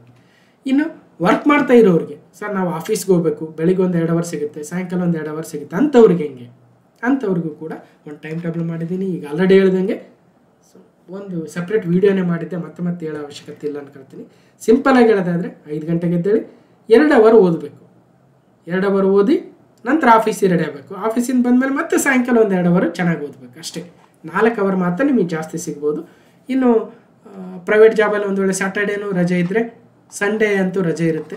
ಸೊ 2 ದಿನ ಸಿಕ್ಕರೆ ಇನ್ನೂ ಒಳ್ಳೆಯದಾಯಿತು. ಆವಾಗ ಒಂದು 8 ಅವರ್ ಓದಬೇಕು. ಇಲ್ಲಿದೆಯಲ್ಲ ಫುಲ್ ಟೈಮ್ ಅಂತ ಹೇಳಿದ್ವಲ್ಲ, ಈ ಫುಲ್ ಟೈಮ್ ಟೇಬಲ್ನ ಅಪ್ಲೈ ಮಾಡ್ಕೊಂಬಿಡಿ. ಇನ್ನು ಕೆಲವೊಬ್ಬರು ಡೌಟ್ ಇರುತ್ತೆ, ಸರ್ ದಿನ 1 ಸಬ್ಜೆಕ್ಟ್ ಓದಬೇಕಾ, ದಿನಕ್ಕೆ 4 ಸಬ್ಜೆಕ್ಟ್ 2-2 ಅವರ್ ಓದಬೇಕಾ ಅನ್ನೋರ್ದು. ಅದು ಅವರವರ ಭಾವಕ್ಕೆ ಅವರವರ ಬಕುತಿಗೆ ಅಂತ ಹೇಳ್ತಾ ಇರ್ತೀನಿ. ನಾನಾಗಿದ್ದರೆ ನಾವು ಡೈಲಿ 1 ಸಬ್ಜೆಕ್ಟ್ ಇಟ್ಕೊಂಡ್ರೆ ಮುಗೀತು. 1 ವಾರ ಅದೇ ಓದೋದು. 1 ವಾರ ಪಾಲಿಟಿ ಹಿಡ್ಕೊಂಡ್ರೆ 1 ವಾರ ಕಂಪ್ಲೀಟ್. ಇನ್ ಬಿಟ್ವೀನ್ ಸ್ವಲ್ಪ ಗ್ಯಾಪ್ ಇಲ್ಲ ಅಂತ ಇನ್ನೊಂದು ಸಬ್ಜೆಕ್ಟ್ ಆ್ಯಡ್ ಮಾಡ್ಕೋಬೋದು. ಅದೇ ಎಂಥ ಸಬ್ಜೆಕ್ಟ್ ಅಂದರೆ ಆಪೋಸಿಟ್ ಸಬ್ಜೆಕ್ಟ್ ಅಂತ ಕರಿತೀವಿ. ಪಾಲಿಟಿ ಓದಿದ್ಮೇಲೆ ಮೆಂಟಲ್ ಎಬಿಲಿಟಿ ಇಲ್ಲ ಸೈನ್ಸ್ ಇಂಥ ತೊಗೋಬೇಕು. ಮತ್ತು ಪಾಲಿಟಿಗೆ ಓದಿದ್ಮೇಲೆ ಇನ್ನೊಂದು ಯಾವುದೋ ರಿಲೇಟೆಡ್ ಸಬ್ಜೆಕ್ಟ್ ತೊಗೊಂಡು ಕನ್ಫ್ಯೂಸ್ ಆಗಬಾರ್ದು. ಓಕೆ, ಸೊ ಆ ಥರ ಮಾಡಿ. ಇಲ್ಲ ಸರ್ ನಮಗೆ ಡೈಲಿ 2 ಅವರ್ಸ್ ಬೇರೆ ಬೇರೆ ಸಬ್ಜೆಕ್ಟ್ ಓದೇ ಅಭ್ಯಾಸ ಅಂದರೆ ಅದು ನಿಮ್ಮ ಇಷ್ಟ, ಹಂಗೂ ಓದ್ಬೇಕು. ಇದೇ ನಾವೇನು ಇದಲ್ಲ ಫಾರ್ಮಾನ ಓಡಿಸೋದಕ್ಕೆ ಅಲ್ವಾ. ಸೊ ನಮ್ಮ ಅನುಕೂಲಕ್ಕೆ ತಕ್ಕಂತ ಹೇಳ್ತಾ ಇದ್ದೀವಿ, ನಮಗೆ ಹೆಂಗೆ ಅಭ್ಯಾಸ ಅಂತ. ಇನ್ನು ನೈಟ್ ಸ್ಟಡಿ ಮಾಡ್ತೀವಿ ಕೆಲವೊಬ್ರು ಅಂತ ಹೇಳ್ತಾರೆ, ಡೇ ಸ್ಟಡಿ ಮಾಡ್ತೀವಿ ಅಂತ ಕೆಲವೊಬ್ರು ಹೇಳ್ತಿರ್ತಾರೆ. ಅವ್ರವ್ರ ಇಷ್ಟಕ್ಕೆ. ಕೆಲವೊಂದು ನಾನು ನೈಟ್ ಸ್ಟಡಿ ಮಾಡೋಂಥ ಅಭ್ಯಾಸ ಇತ್ತು, ಕೆಲವೊಂದು ಸಲ ಡೇ ಸ್ಟಡಿ ಮಾಡೋಂಥ ಅಭ್ಯಾಸ ಇತ್ತು. ಅವ್ರವ್ರು ಇಷ್ಟ ಆದಂಗೆ ಮಾಡಿ ಒಟ್ನಲ್ಲಿ ಚೆನ್ನಾಗಿ ಓದಬೇಕು. ಇನ್ನು ಕೆಲವೊಬ್ರು ದಿನಕ್ಕೆ ಎಷ್ಟು ಗಂಟೆ ಓದ್ಬೇಕು ಸರ್ ಅಂತ ಕೇಳ್ತಾರೆ. ಎಷ್ಟು ಗಂಟೆ ಓದಿ ನಾನು ಸೆಲೆಕ್ಟ್ ಆಗ್ತೀನಿ ಅಂತ ಕೇಳ್ತಾರೆ. ದಿನ 12 ಗಂಟೆ ಓದಿದರೆ ಸೆಲೆಕ್ಟ್ ಆಗೇ ಆಗ್ತು ಅಂತ ಯಾರಾದರೂ ಹೇಳಿದರೆ 12 ಗಂಟೆ ಹೆಂಗಾದ್ರೂ ಮಾಡಿ ಓದ್ಬಿಡ್ತೀವಿ. ಬುಕ್ ಆದರೆ ಮುಂದೆ ಇಟ್ಕೊಂಡು ಕೊಡ್ತಾ ಇದ್ದೀವಿ. ಹಂಗೆ ಆಗಲ್ಲ ಅದು. ಇಷ್ಟು ಗಂಟೆ ಅಷ್ಟು ಗಂಟೆ ನಮ್ಮ ಬಾಡಿ, ನಮ್ಮ ಕಣ್ಣು, ನಮ್ಮ ದೇಹದ ಒಟ್ಟಿನಲ್ಲಿ ಅಡ್ಜಸ್ಟ್ಮೆಂಟ್ ಹೆಂಗಿದೆ ಅದ್ರ ಮೇಲೆ. ನನ್ನ ಫೀಲಲ್ಲಿ ನಾನು 8 ಗಂಟೆ ಯಾವ್ರೇಜ್ ಅಂತ ಅಂದ್ಕೊಂಡಿದ್ದೀನಿ. 8 ಗಂಟೆ ಬೆಸ್ಟು. ಎಲ್ಲ ಇರಬೇಕಲ್ಲ, ಸ್ಪೋರ್ಟ್ಸ್ ಇರಬೇಕು, ಫ್ರೆಂಡ್ಸ್ ಜೊತೆ ಟೈಮು ಸ್ಪೆಂಡ್ ಮಾಡಬೇಕು, ಫೋನಲ್ಲಿ ಮಾತಾಡಬೇಕು, ಫೋನಲ್ಲಿ ರೀಲ್ಸ್ ನೋಡಬೇಕು, ಇನ್ನೇನೋ ಮಾಡ್ಬೇಕಂದ್ರೆ ಇವತ್ತು 8 ಗಂಟೆ ಚೆನ್ನಾಗಿ ಓದ್ಬಿಟ್ರೆ ಸಾಕು. ಮತ್ತು ನೆಕ್ಸ್ಟ್ ಡೇ 8 ಗಂಟೆ ಓದ್ಬೋದು. ಇಲ್ಲ ಸರ್ ನಾವು ಒಂದು ದಿನ 12 ಗಂಟೆ ಓದಿದ್ನಿ ಅಂದರೆ ನೆಕ್ಸ್ಟ್ ಡೇ ಅಬ್ಸರ್ವ್ ಮಾಡಿ ನಿಮ್ಮ ಕೈಲಿ 6 ಗಂಟೆನೂ ಓದೋಕ್ಕಾಗಲ್ಲ ನೆಕ್ಸ್ಟ್ ಡೇ. ಹಂಗಾಗಬಾರ್ದಲ್ವಾ. ಈಗ ಆಫೀಸ್ಗೆ ಹೋದ್ವು ಅಂತ ತಿಳ್ಕೊಂಡ್ರೆ, ಆಫೀಸಲ್ಲಿ ನಾವು ದಿನಾಲು 12 ಗಂಟೆ ಕೆಲಸ ಮಾಡೋಂಗಿದ್ದಿದ್ರೆ 14 ಗಂಟೆ ಕೆಲಸ ಮಾಡೋಂಗಿದ್ದಿದ್ರೆ ಟೈಮು 12-14 ಗಂಟೆನೇ ಮಾಡಿರೋರು. ಆಗಲ್ಲ ಹಂಗೆ. ಎಲ್ಲ ನೋಡಿ 8 ಗಂಟೆ ಮಾಡಿದ್ದಾರೆ. ಯಾಕಂದರೆ ಅದಕ್ಕೆ. ಸೊ ನಿಮ್ಮ ಇಷ್ಟ, ಮಿನಿಮಮ್ 8 ಗಂಟೆ ಆದರೂ ಓದಿ. ಬರೀ ಬುಕ್ಸ್ ಓದಬೇಕಾ ಇಲ್ಲ ವೀಡಿಯೋಸ್ ನೋಡ್ಬೇಕಾ? ನಾನು ವೀಡಿಯೋಸ್ ಮಾಡ್ತೀನಿ, ಹಾಗಾಗಿ ವೀಡಿಯೋಸ್ ನೋಡಿ ಅಂತ ಹೇಳ್ತೀನಿ. ಇಲ್ಲ ಸರ್ ನಮ್ಗೆ ವೀಡಿಯೋಸ್ ನೋಡಿದ್ರೆ ಏನು ಅರ್ಥ ಆಗಲ್ಲ ಅಂದರೆ ಬುಕ್ಸೇ ಓದಿ. ಆದರೆ ಒಂದು ಗಮನದಲ್ಲಿ ಇಟ್ಕೊಳ್ರಿ, ಈಸಿ ಆಗಿರ್ತಕ್ಕಂಥ ಟಾಪಿಕ್ ಓದಬೇಕಾದ್ರೆ ಬುಕ್ಕೇ ಓದಬೇಕು. ಡಿಫಿಕಲ್ಟ್ ಆಗಿರೋ ಟಾಪಿಕ್ ಓದಬೇಕಂದ್ರೆ ವೀಡಿಯೋ ನೋಡಬೇಕು. ಅದು ಚೆನ್ನಾಗಿ ಎಕ್ಸ್ಪ್ಲೇನ್ ಮಾಡಿರೋರು ವೀಡಿಯೋ, ಆವಾಗ ನಿಮಗೆ ಈಸಿಯಾಗಿ ಅರ್ಥ ಆಗುತ್ತೆ. ನೀವು 4 ಗಂಟೆ ಇನ್ವೆಸ್ಟ್ ಮಾಡಿ ಅರ್ಥ ಮಾಡ್ಕೊಳ್ಳೋ ಡಿಫಿಕಲ್ಟ್ ಟಾಪಿಕ್ನ 1 ಗಂಟೆಯಲ್ಲಿ ಅರ್ಥ ಮಾಡ್ಕೋಬೋದು ಚೆನ್ನಾಗಿರೋ ವೀಡಿಯೋ ನೋಡಿದರೆ ಅರ್ಥ ಮಾಡ್ಕೊಂಡ್ರೆ ಒಂದು. ಆಮೇಲೆ ಕೆಲವೊಬ್ಬರಿಗೆ ನಮಗೆ ವೀಡಿಯೋ ನೋಡಿದರೆ ಆ ವಾಯ್ಸ್ ಕೇಳಿದ್ರೇ ಚೆನ್ನಾಗಿ ಅರ್ಥ ಆಗುತ್ತೆ, ಚೆನ್ನಾಗಿ ನೆನಪಿರುತ್ತೆ ಅನ್ನೋರು ವೀಡಿಯೋಸ್ ಫಾಲೋ ಮಾಡ್ಬೋದು. ಓಕೆ, ಅವಾಗಂತೂ ಇರಲಿಲ್ಲ ನಾವು ಓದಬೇಕಾದ್ರೆ. ಇವತ್ತು ಅವಕಾಶ ಇದ್ದಾವೆ. ಈ ಕರೆಂಟ್ ಅಫೇರ್ಸ್ ಅನ್ಕೊಳ್ಳೋಣ, ಅಷ್ಟೆಲ್ಲ ಪ್ರಯತ್ನ ಮಾಡಿ ನೀವೇ ಎಲ್ಲ ತಿಳ್ಕೊಂಡು ನಿಮ್ಮ ಟೈಮ್ನ ಇನ್ವೆಸ್ಟ್ ಮಾಡೋ ಬದಲು ಆ 8-10 ಗಂಟೆ ನಾವೇ ಇನ್ವೆಸ್ಟ್ ಮಾಡಿ 1 ಗಂಟೆಯಲ್ಲಿ ಎಲ್ಲವನ್ನು ಕನ್ಸಲ್ಟೇಟ್ ಮಾಡಿ ಕೊಡ್ತೀವಲ್ಲ, ಅದನ್ನು ಓದಿ ನಿಮ್ಮ ಟೈಮೇ ಸೇವ್ ಆಯ್ತಲ್ಲ. ಇಲ್ಲ ಸರ್ ನಾನೇ ಎಲ್ಲ ರೆಡಿ ಮಾಡ್ಕೋಬೇಕಂದ್ರೆ ಅದು ನಿಮ್ಮ ಹಣೆ ಬರ, ಏನು ಮಾಡೋಕ್ಕಾಗಲ್ಲ. ಎಲ್ಲವನ್ನು ನಾವೇ ತಿಳ್ಕೊಳ್ತೀವಿ ಅನ್ನಂಗಿದ್ರೆ ಸಮಯ ಸಾಕಾಗಲ್ಲ. ನಾನು ಬುಕ್ ಬರದೆ ನಾನು ಓದ್ತೀನಿ ಅನ್ನಂಗಿದ್ರೆ ಯಾರೇನು ಮಾಡಬೇಕು? ಹೌದಲ್ಲ? ಅಷ್ಟೇ. ಇನ್ನು ಎಕ್ಸಾಮ್ ಹತ್ರ ಇದ್ದಾಗ ಏನು ಮಾಡಬೇಕು? ಆವಾಗ ರಿವಿಷನ್ಗೆ ಹೆಚ್ಚಿನ ಫೋಕಸ್ ಕೊಡಬೇಕು ಹೊಸ ಟಾಪಿಕ್ಗಿಂತಲೂ. ಅದಕ್ಕೆ ನಿಮ್ಮ ರಿವಿಷನ್ ಅಂದ್ರೇನು, ಈಗ 15 ದಿನ ಎಕ್ಸಾಮ್ ಇದೆ ಅಂದಾಗ ನಿಮ್ಮ ಇನ್ವೆಸ್ಟ್ಮೆಂಟ್ ಟೈಮು 80% ರಿವಿಷನ್ಗೆ ಹೋಗಿರ್ಬೇಕು, 20% ಹೊಸ ಟಾಪಿಕ್ಗೆ ಹೋಗಿರ್ಬೇಕು. ಅರ್ಥ ಮಾಡ್ಕೊಳ್ರಿ, ಎಕ್ಸಾಮ್ ಟೈಮ್ ಹತ್ರ ಇದ್ದಾಗ.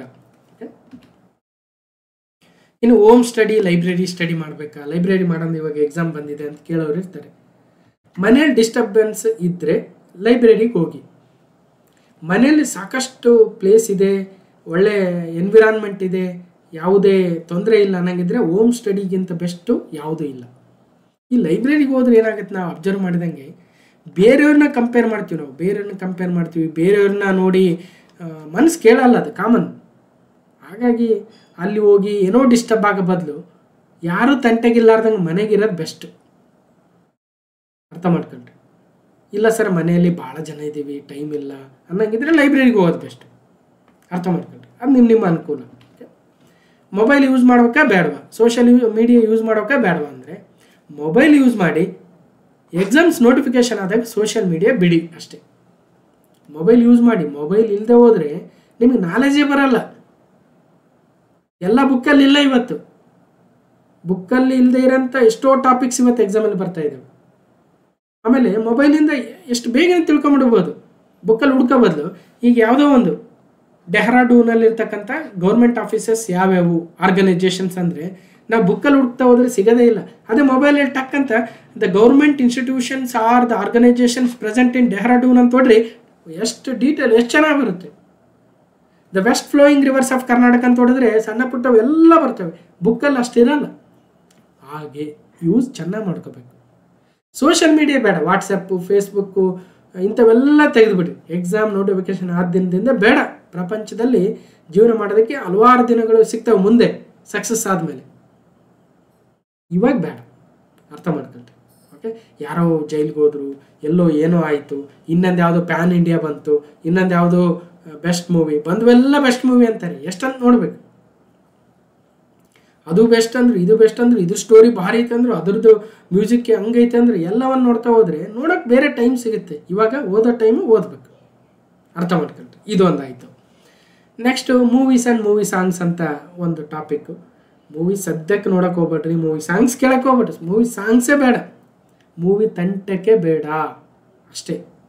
ಆಮೇಲೆ ಪಾಸ್ ಆದಮೇಲೆ ಮೂವಿಯಾರ ನೋಡ್ರಿ, ಮೂವಿ ಸಾಂಗಾರ ಕೇಳ್ರಿ, ಏನಾರ ಮಾಡ್ರಿ, ನಡೀತು. ಅರ್ಥ ಮಾಡ್ಕೊಳ್ರಿ?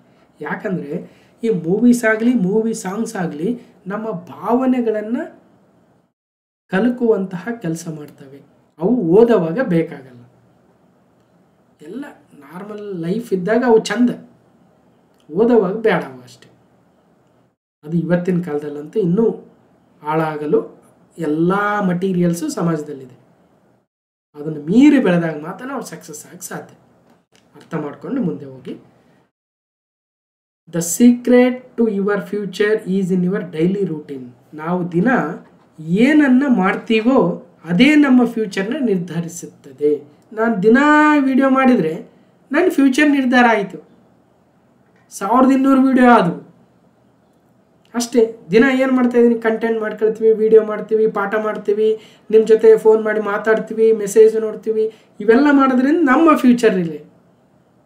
ನೀವೇನು ಮಾಡ್ತೀರಿ, ನಿಮ್ಮ ಫ್ಯೂಚರ್ ಅಲ್ವಾ? ನಾನು ಅದಕ್ಕೆ ಹೇಳಿದೆ, IITಲಿ ಓದಿದ್ವಿ, ಇನ್ನೊಂದೇನೋ ಪಾಸ್ ಆದ್ವಿ, ಇನ್ನೊಂದೇನೋ ಮಾಡಿದ್ವಿ ಅಂತ. ಅದಕ್ಕೆ ಹಾಗೆ. ಓಕೆ, ಸೊ ನಾವು ಏನು ಮಾಡ್ತೀವೋ ಅದು ಆಗ್ತೀವಿ ಅನ್ನಂಗೆ ಅರ್ಥ. ನಾವು ದಿನ ಪಾಲಿಟಿಕ್ಸ್ ಮಾಡ್ತಾಯಿದ್ರೆ ಪೊಲಿಟಿಷಿಯನ್ ಆಗ್ತೀವಿ, ದಿನ ಚಿತ್ರ ಬಿಡಿಸ್ತಾ ಇದ್ರೆ ಚಿತ್ರಕಾರ ಆಗ್ತೀವಿ, ದಿನ ಮ್ಯೂಸಿಕ್ ಕಂಪೋಸ್ ಮಾಡ್ತಾಯಿದ್ರೆ ಮ್ಯೂಸಿಕ್ ಡೈರೆಕ್ಟ್ ಆಗ್ತೀವಿ, ದಿನ ನಟನೆಯನ್ನು ಮಾಡ್ತಾಯಿದ್ರೆ ಆ್ಯಕ್ಟರ್ ಆಗ್ತೀವಿ. ಹಾಗೆ ದಿನ ರೀಲ್ಸ್ ನೋಡ್ತಾ ಇದ್ರೆ ಏನಾಗ್ತೀವೋ ಗೊತ್ತಿಲ್ಲ, ದಿನ ಯೂಟ್ಯೂಬಲ್ಲಿ ಬರೀ ಟೈಮ್ ವೇಸ್ಟ್ ಮಾಡ್ತಾ ಇದ್ರೆ ಏನಾಗ್ತೀವೋ ಗೊತ್ತಿಲ್ಲ, ಹಾಳಂತೂ ಆಗ್ತೀವಿ. ಓಕೆ, ಇನ್ನು ಫೈನಲಿ ಸ್ಟ್ರೆಸ್ ಅನಿಸುತ್ತೆ ಸರ್, ಸೆಲೆಕ್ಟ್ ಆಗುತ್ತೋ ಇಲ್ವೋ ಅಂತ ಏನು ಮಾಡೋದು ಅನ್ನೋಂಥವ್ರು ಇರ್ತಾರೆ. ಏನು ಮಾಡೋ ಅವಶ್ಯಕತೆ ಇಲ್ಲ, ಬಿಂದಾಸ್ ಆಗಿರಿ. ಜೀವನ ಮಾಡೋದಕ್ಕೆ ಒಟ್ಟಿಗೆ ಬಟ್ಟಿಗೆ ದುಡಿಯೋಷ್ಟು ಶಕ್ತಿ ಎಲ್ಲರಿಗೂ ಕೊಟ್ಟಿದ್ದಾನೆ ದೇವರು. ಇನ್ನು ಉಳಿದುವೆಲ್ಲ ಎಕ್ಸ್ಟ್ರಾ. ಇದು ಯಾವುದೋ ಮನೆ ಕಟ್ಸಿನೆ, ಯಾವುದೋ ದೊಡ್ಡ ಕಾರ್ ತಗೊಂಡೆ, ಇನ್ನೆಲ್ಲೋ ಹೋದ್ನೆ ನಾವು, ಅವೆಲ್ಲ ಎಕ್ಸ್ಟ್ರಾ. ಬಟ್ಟೆಗಿದ್ದರೆ ಸಾಕು. ಅದಕ್ಕೆ ಬೇಕಾದಷ್ಟು ಜಾಬ್ಸು ಪ್ರಪಂಚದಲ್ಲಿ ಇದ್ದೇ ಇದ್ದಾವೆ. ಬೇರೆ ಯಾಕೆ ಬೇಕು? ಅವೆಲ್ಲ ಉಸಾಬರಿ ಕಟ್ಕೊಂಡಂಗೆ. ನಾಳೆ ನಿನ್ನ PM ಆಗ್ತೀನಿ ಅಂತ ಕೇಳಿದ್ರೆ, ಪ್ರೈಮ್ ಮಿನಿಸ್ಟರ್ ಆಗ್ತೀನಿ ಅಂತ ಕೇಳಿದ್ರೆ ನೀವು ಒಲ್ಲೆ ಅನ್ಬೇಕು. ಆ್ಯಕ್ಚುಲಿ ಯಾಕ್ರಿ ಬೇಕು? ದೇಶದ ಜವಾಬ್ದಾರಿ ನನಗೆ ಅನ್ನಬೇಕು. ನೀವು ಯಾರೋ ದೊಡ್ಡ ಆಫೀಸರ್ ಆಗ್ತೀವಿ ಅಂದರೆ ಬ್ಯಾಡ್ರಿ, ನನಗೆ ಯಾಕ್ರಿ ಬೇಕು ಉಸಾಬರಿ ಅಂತ ಅನ್ಬೇಕು ನೀವು. ಆ ಲೆವೆಲ್ಗೆ ಮೈಂಡ್ ಸೆಟ್ ಇದ್ದರೆ ನಿಮಗೆ ಯಾವುದೇ ಪ್ರೆಷರ್ ಅನಿಸಲ್ಲ, ಸ್ಟ್ರೆಸ್ ಅನಿಸಲ್ಲ ಅನ್ನಂಗೆ ಅರ್ಥ. ಹಾಗಂತ ಆಫೀಸರ್ ಆಗಬೇಡಿ, ಪ್ರೈಮ್ ಮಿನಿಸ್ಟರ್ ಆಗಬೇಡಿ ಅಂತಲ್ಲ, ಸ್ಟ್ರೆಸ್ ತಗೋಬೇಡಿ ಅನ್ನಂಗೆ. ಆದರೆ ಒಳ್ಳೆಯದು. ಆಗಲಿಲ್ಲ ಅಂತ ಕೊರಗಿರಂಗಿದ್ದಿದ್ರೆ ನೀವು ಅದ್ರ ಬಗ್ಗೆ ಯೋಚನೆ ಮಾಡಬೇಡ್ರಿ. ಅದಕ್ಕೆ ಇರೋದೊಂದೇ ಜೀವನ. ಯಾರು ಏನು ಅನ್ಕಂದ್ರೆ ಏನು? ನಾನೊಬ್ಬನೇ ಜಗತ್ತಿನಲ್ಲಿ ಇರೋದ್ರಿ, ಯಾರು ಏನು ಅನ್ಕೊಂಡ್ರೆ ನನಗೇನು? ಇರೋದೊಂದೇ ಜೀವನ, ನಾನು ಹೆಂಗೆ ಬದುಕ್ಬೇಕು ಹಂಗೆ ಬದುಕ್ತೀನಿ. ಎಲ್ಲರೂ ಒಂದಿನ ಸಾಯೋರಿ. ಒಬ್ರು 50 ವರ್ಷಕ್ಕೆ ಸಾಯ್ತಾರೆ, ಒಬ್ರು 60 ವರ್ಷಕ್ಕೆ ಸಾಯ್ತಾರೆ, ಒಬ್ರು ಹುಟ್ಟಿದ್ಗಳು ಸಾಯ್ತಾರೆ, ಒಬ್ರು ಇನ್ನೊಂದೇನೋ ಆಗಿ ಸಾಯ್ತಾರೆ, ಒಬ್ರು 100 ವರ್ಷ ಬದುಕ್ತಾರೆ. ಅವ್ರವರು ಇದು ಫೈನಲಿ ಇರೋದೇ ಒಂದು ಜೀವನ. ಇದನ್ನು ಹಿಂದೆ ಕೂಡ ಹೇಳಿದ್ದೆ. ಹಂಗಂತ ಅಡ್ಡದಾರಿ ಹಿಡಿಬಾರ್ದು, ಇನ್ನೊಬ್ರಿಗೆ ತೊಂದರೆ ಮಾಡಬಾರ್ದು. ನನ್ನಿಂದ ಎಷ್ಟಾಗುತ್ತೆ ಸಮಾಜಕ್ಕೆ ಅಷ್ಟು ಒಳ್ಳೇದು ಮಾಡ್ತೀನಿ ಅಷ್ಟೇ, ತೊಂದರೆ ಅಂತೂ ಮಾಡಬಾರ್ದು. ನೀವು ಸೆಲೆಕ್ಟ್ ಆಗಿ ಬಿಡಿ. ಈಗ ನಾನು ಅಷ್ಟೇ ಪಾಠ ಮಾಡ್ತಾ ಇದ್ದೀನಿ, ಅದರಿಂದಂತೂ ಯಾರಿಗೂ ಲಾಸ್ ಇಲ್ಲ. ಒಳ್ಳೇದು ಹೇಳ್ತಾ ಇದ್ದೀವಿ, ಲಾಸ್ ಇಲ್ಲ. ತಗೊಂಡವ್ರು ತಗೊಳ್ತಾರೆ, ತಗೊಳ್ಳದೆ ಇರೋರು ಬೇಡ. ಆಮೇಲೆ ಇಲ್ಲಿ ಇನ್ನೊಂದು ಹೇಳ್ತಾ ಇದ್ದೀನಿ, ನಾವು ಚೇಂಜ್ ಆಗಬೇಕು. ನಮಗೆ ಅನುಕೂಲ ಆದಂಗೆ ಚೇಂಜ್ ಆಗಬೇಕು. ನಮ್ಮ ಜೀವನದಲ್ಲಿ ಚೇಂಜ್ ಮಾಡ್ಕೊಂಡ್ರೆ ಸ್ಟ್ರೆಸ್ಸು ಇರಲ್ಲ, ಏನೂ ಇರಲ್ಲ. ಈಗ ಈ ವಿಡಿಯೋ ಹಾಕಿದ್ದೀನಿ, ನೀವು ನೋಡಿದ್ರು ಓಕೆ, ನೋಡಿದೆ ಹೋದ್ರೆ ನನಗೇನು ಲಾಸ್ ಇಲ್ವಲ್ಲ. ಒಂದಷ್ಟು ನಾಲೆಜ್ ಬಂತು ನನಗೆ ಅಷ್ಟೇ, ಲಾಸ್ ಅಂತೂ ಏನೂ ಇಲ್ಲ.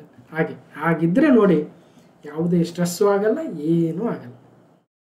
ಮಾನವ ಸಹಜ ಸ್ಟ್ರೆಸ್ ಇದ್ದೇ ಇರುತ್ತೆ, ಮಾನವ ಸಹಜ ಆತಂಕ ಇದ್ದೇ ಇರುತ್ತೆ, ಮಾನವ ಸಹಜ ಭಯ ಇದ್ದೇ ಇರುತ್ತೆ. ಅದಿರಲಿ, ಅದಿದ್ದಾಗಲೇ ನಾವು ಜೀವನ ಅನ್ನೋದು ಅಲ್ವಾ. ಅಂದರೆ ಓವರ್ ಸ್ಟ್ರೆಸ್ಸು, ಓವರ್ ಭಯ, ಓವರ್ ಆತಂಕ ಮಾಡ್ಕೋಕ್ಕೂ ಅವಶ್ಯಕತೆ ಇಲ್ಲ. ಸೆಲೆಕ್ಟ್ ಆದರೂ ಓಕೆ, ಸೆಲೆಕ್ಟ್ ಆಗದೆ ಹೋದರೆ ಇನ್ನೊಂದೇನೋ ಬ್ಯಾಕಪ್ ಪ್ಲ್ಯಾನ್ ಮಾಡುತ್ತೆ, ನಮ್ಮ ಜೀವನನೇ ಮಾಡುತ್ತೆ ನೋಡಿ ಅಲ್ವಾ. ಇವತ್ತು ವಿಡಿಯೋ ಮಾಡೋಕ್ಕೆ ಟ್ರೈ ಮಾಡ್ತೀವಿ, ನೀವು ನೋಡಿದರೆ ವಿಡಿಯೋ ಕಂಟಿನ್ಯೂ ಮಾಡ್ತೀವಿ, ನೋಡದೆ ಹೋದರೆ ಇನ್ನೊಂದೇನೋ ಪ್ಲ್ಯಾನ್ ಮಾಡ್ತೀವಿ, ಇನ್ನೊಂದೇನೋ ಜೀವನ ಮಾಡ್ಕೊಳ್ತೀವಿ. ಎಷ್ಟೋ ಜನ ವಿಡಿಯೋ ಮಾಡಿರೋರು ಇವತ್ತಿಲ್ಲ, ಅವರು ಇನ್ನೊಂದೇನೋ ಮಾಡ್ತಾ ಇದ್ದಾರೆ ಜೀವನದಲ್ಲಿ. ಎಷ್ಟೋ ಜನ ಕಾಂಪಿಟೇಟಿವ್ ಎಕ್ಸಾಮ್ಗೆ ಹೋದವರು ಸೆಲೆಕ್ಟ್ ಆಗದೆ ಇರೋವಾಗ ಇನ್ನೊಂದೇನೋ ಮಾಡ್ತಾರೆ. ಹಾಗಂತ ಜೀವನ ಕೈ ಕಟ್ಕೊಂಡು ಯಾರೋ ಕೂಡಲ್ರಿ, ತಾನೇ ಕಲಿಸ್ಬಿಡುತ್ತೆ ಜೀವನ ಇನ್ನೊಂದೇನೋ ಮಾಡೋದಕ್ಕೆ. ಅರ್ಥ ಮಾಡ್ಕೊಂಡ್ರೆ ಈಗ ಒಂದಷ್ಟು ಪ್ರಶ್ನೆಗಳು ಹೆಂಗೆ ಬಂದವಂತ ಇದ್ರ PDF ಕೊಡ್ತೀನಿ, ಅವಾಗ ನೀವು ನೋಡ್ಕೋಬೋದು. ಪ್ರಶ್ನೆಗಳು ನೋಡಿ, ಇಲ್ಲಿ ರಾಜ್ಯಗಳನ್ನ ಕೊಟ್ಟಿದ್ದಾರೆ, ಒಂದು ಕಡೆ ಜಲಪಾತಗಳನ್ನ ಕೊಟ್ಟಿದ್ದಾರೆ. ಮತ್ತು ಕರ್ನಾಟಕದ ಅಷ್ಟೇ ಅಲ್ಲ, ಜಿಲ್ಲೆಗಳು ಜಲಪಾತಗಳು ಕೊಡ್ಬೋದು. ಸದ್ಯಕ್ಕಂತೂ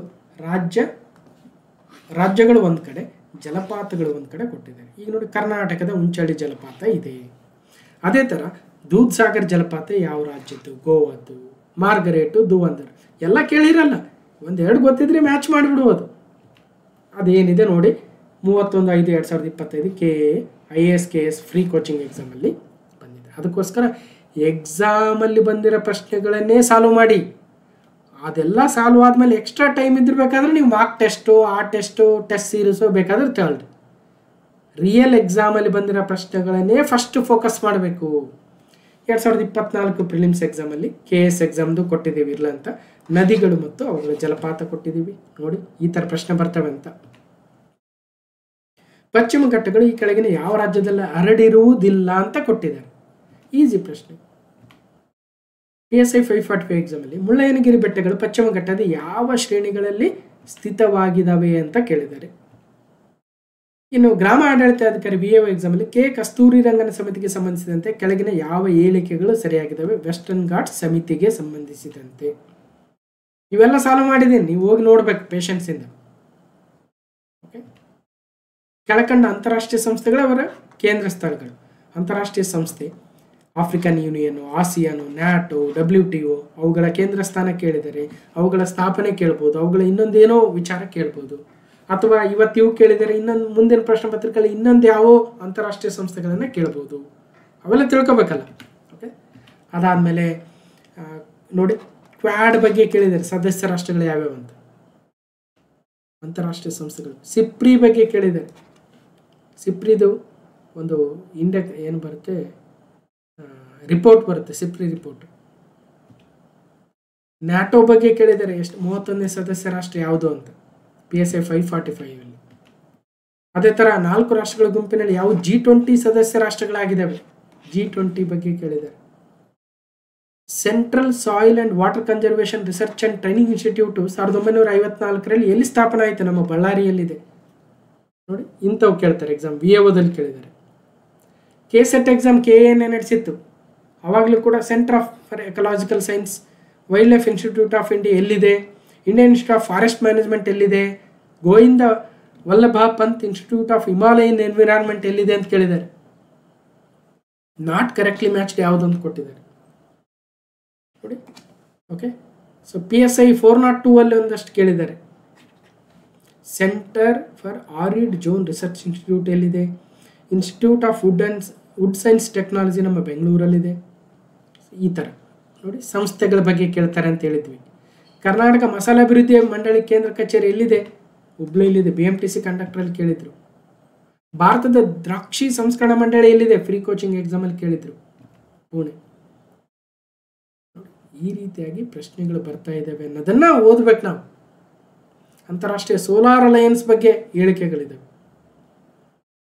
ಇವೆಲ್ಲವನ್ನು ಸಾಲ್ವ್ ಮಾಡಿದ್ದೀವಿ. ದಯವಿಟ್ಟು ಹೋಗಿ ಕ್ವಶನ್ ಪೇಪರ್ ಸಾಲ್ವ್ ಮಾಡಿರ್ತಕ್ಕಂಥ ಪ್ಲೇ ಲಿಸ್ಟ್ ಇದೆ, ಹೋಗಿ ನೋಡಿ.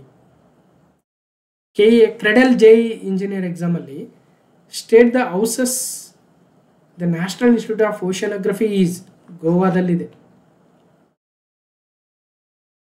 ಇನ್ನು ಗೌರ್ಮೆಂಟ್ ಸ್ಕೀಮ್ಸ್ ಬಗ್ಗೆ, ವಿವಿಧ ಸ್ಕೀಮ್ಗಳ ಬಗ್ಗೆ ನೋಡಿ. Mahila Samman saving certificate, Swamitva, PM Vishwakarma, PM Mitra Yojana, ಕರ್ನಾಟಕದ ಭಾಗ್ಯಲಕ್ಷ್ಮಿ ಯೋಜನೆ ಬಗ್ಗೆ ಪ್ರಶ್ನೆ ಇದೆ, ಸುಕನ್ಯಾ ಸಮೃದ್ಧಿ ಯೋಜನೆ ಬಗ್ಗೆ ಪ್ರಶ್ನೆ ಇದೆ. ಓಕೆ, ಗರ್ಭಿಣಿ ಮಹಿಳೆಯರ ಸ್ಕೀಮ್ಗಳ ಬಗ್ಗೆ ಇದ್ದಾವೆ. 33% ಮೀಸಲಾತಿಯನ್ನು ಯಾವ ರಾಜ್ಯ ಫಸ್ಟ್ ಟೈಮ್ ಇಂಪ್ಲಿಮೆಂಟ್ ಮಾಡಿತ್ತು ಅಂತ. ಡೈರೆಕ್ಟರ್ ಜನರಲ್ ಮೆಡಿಕಲ್ ಸರ್ವಿಸಸ್ ಹುದ್ದೆಗೇರಿದ ಪ್ರಥಮ ಮಹಿಳೆ ಯಾರು, ಸೊ ಫಸ್ಟ್ ಪ್ರಥಮ ಮಹಿಳೆ ಅನ್ನೋವು ಭಾಳ ಎಕ್ಸಾಮಲ್ಲಿ ಕೇಳ್ತಾರೆ. ಹಣಕಾಸು ಇಲಾಖೆ 2023 ಜಾರಿಗೆ ತಂದ ಮಹಿಳಾ ಸಮಾನ ಪ್ರಮಾಣ ಪತ್ರದ ಕಾಲಾವಧಿ ಎಷ್ಟು, ಸ್ಕೀಮ್ಗಳು, ಗೌರ್ಮೆಂಟ್ ಸ್ಕೀಮ್, ಬಜೆಟ್ ಎಕನಾಮಿಕ್ ಸರ್ವೆದಲ್ಲಿ ಬಂದಿರ್ತವೆ. ನೋಡಿ, ಭಾರತೀಯ ರೈಲ್ವೆ ಮಂಡಳಿ ಪ್ರಥಮ ಮಹಿಳಾ ಅಧ್ಯಕ್ಷರು ಯಾರಂತ. ಈ ಪ್ರಥಮ ಅನ್ನೋವಿತ್ತಂದ್ರೆ KA ಎಕ್ಸಾಮಲ್ಲಿ ಭಾಳ ಕೇಳ್ತಾರೆ.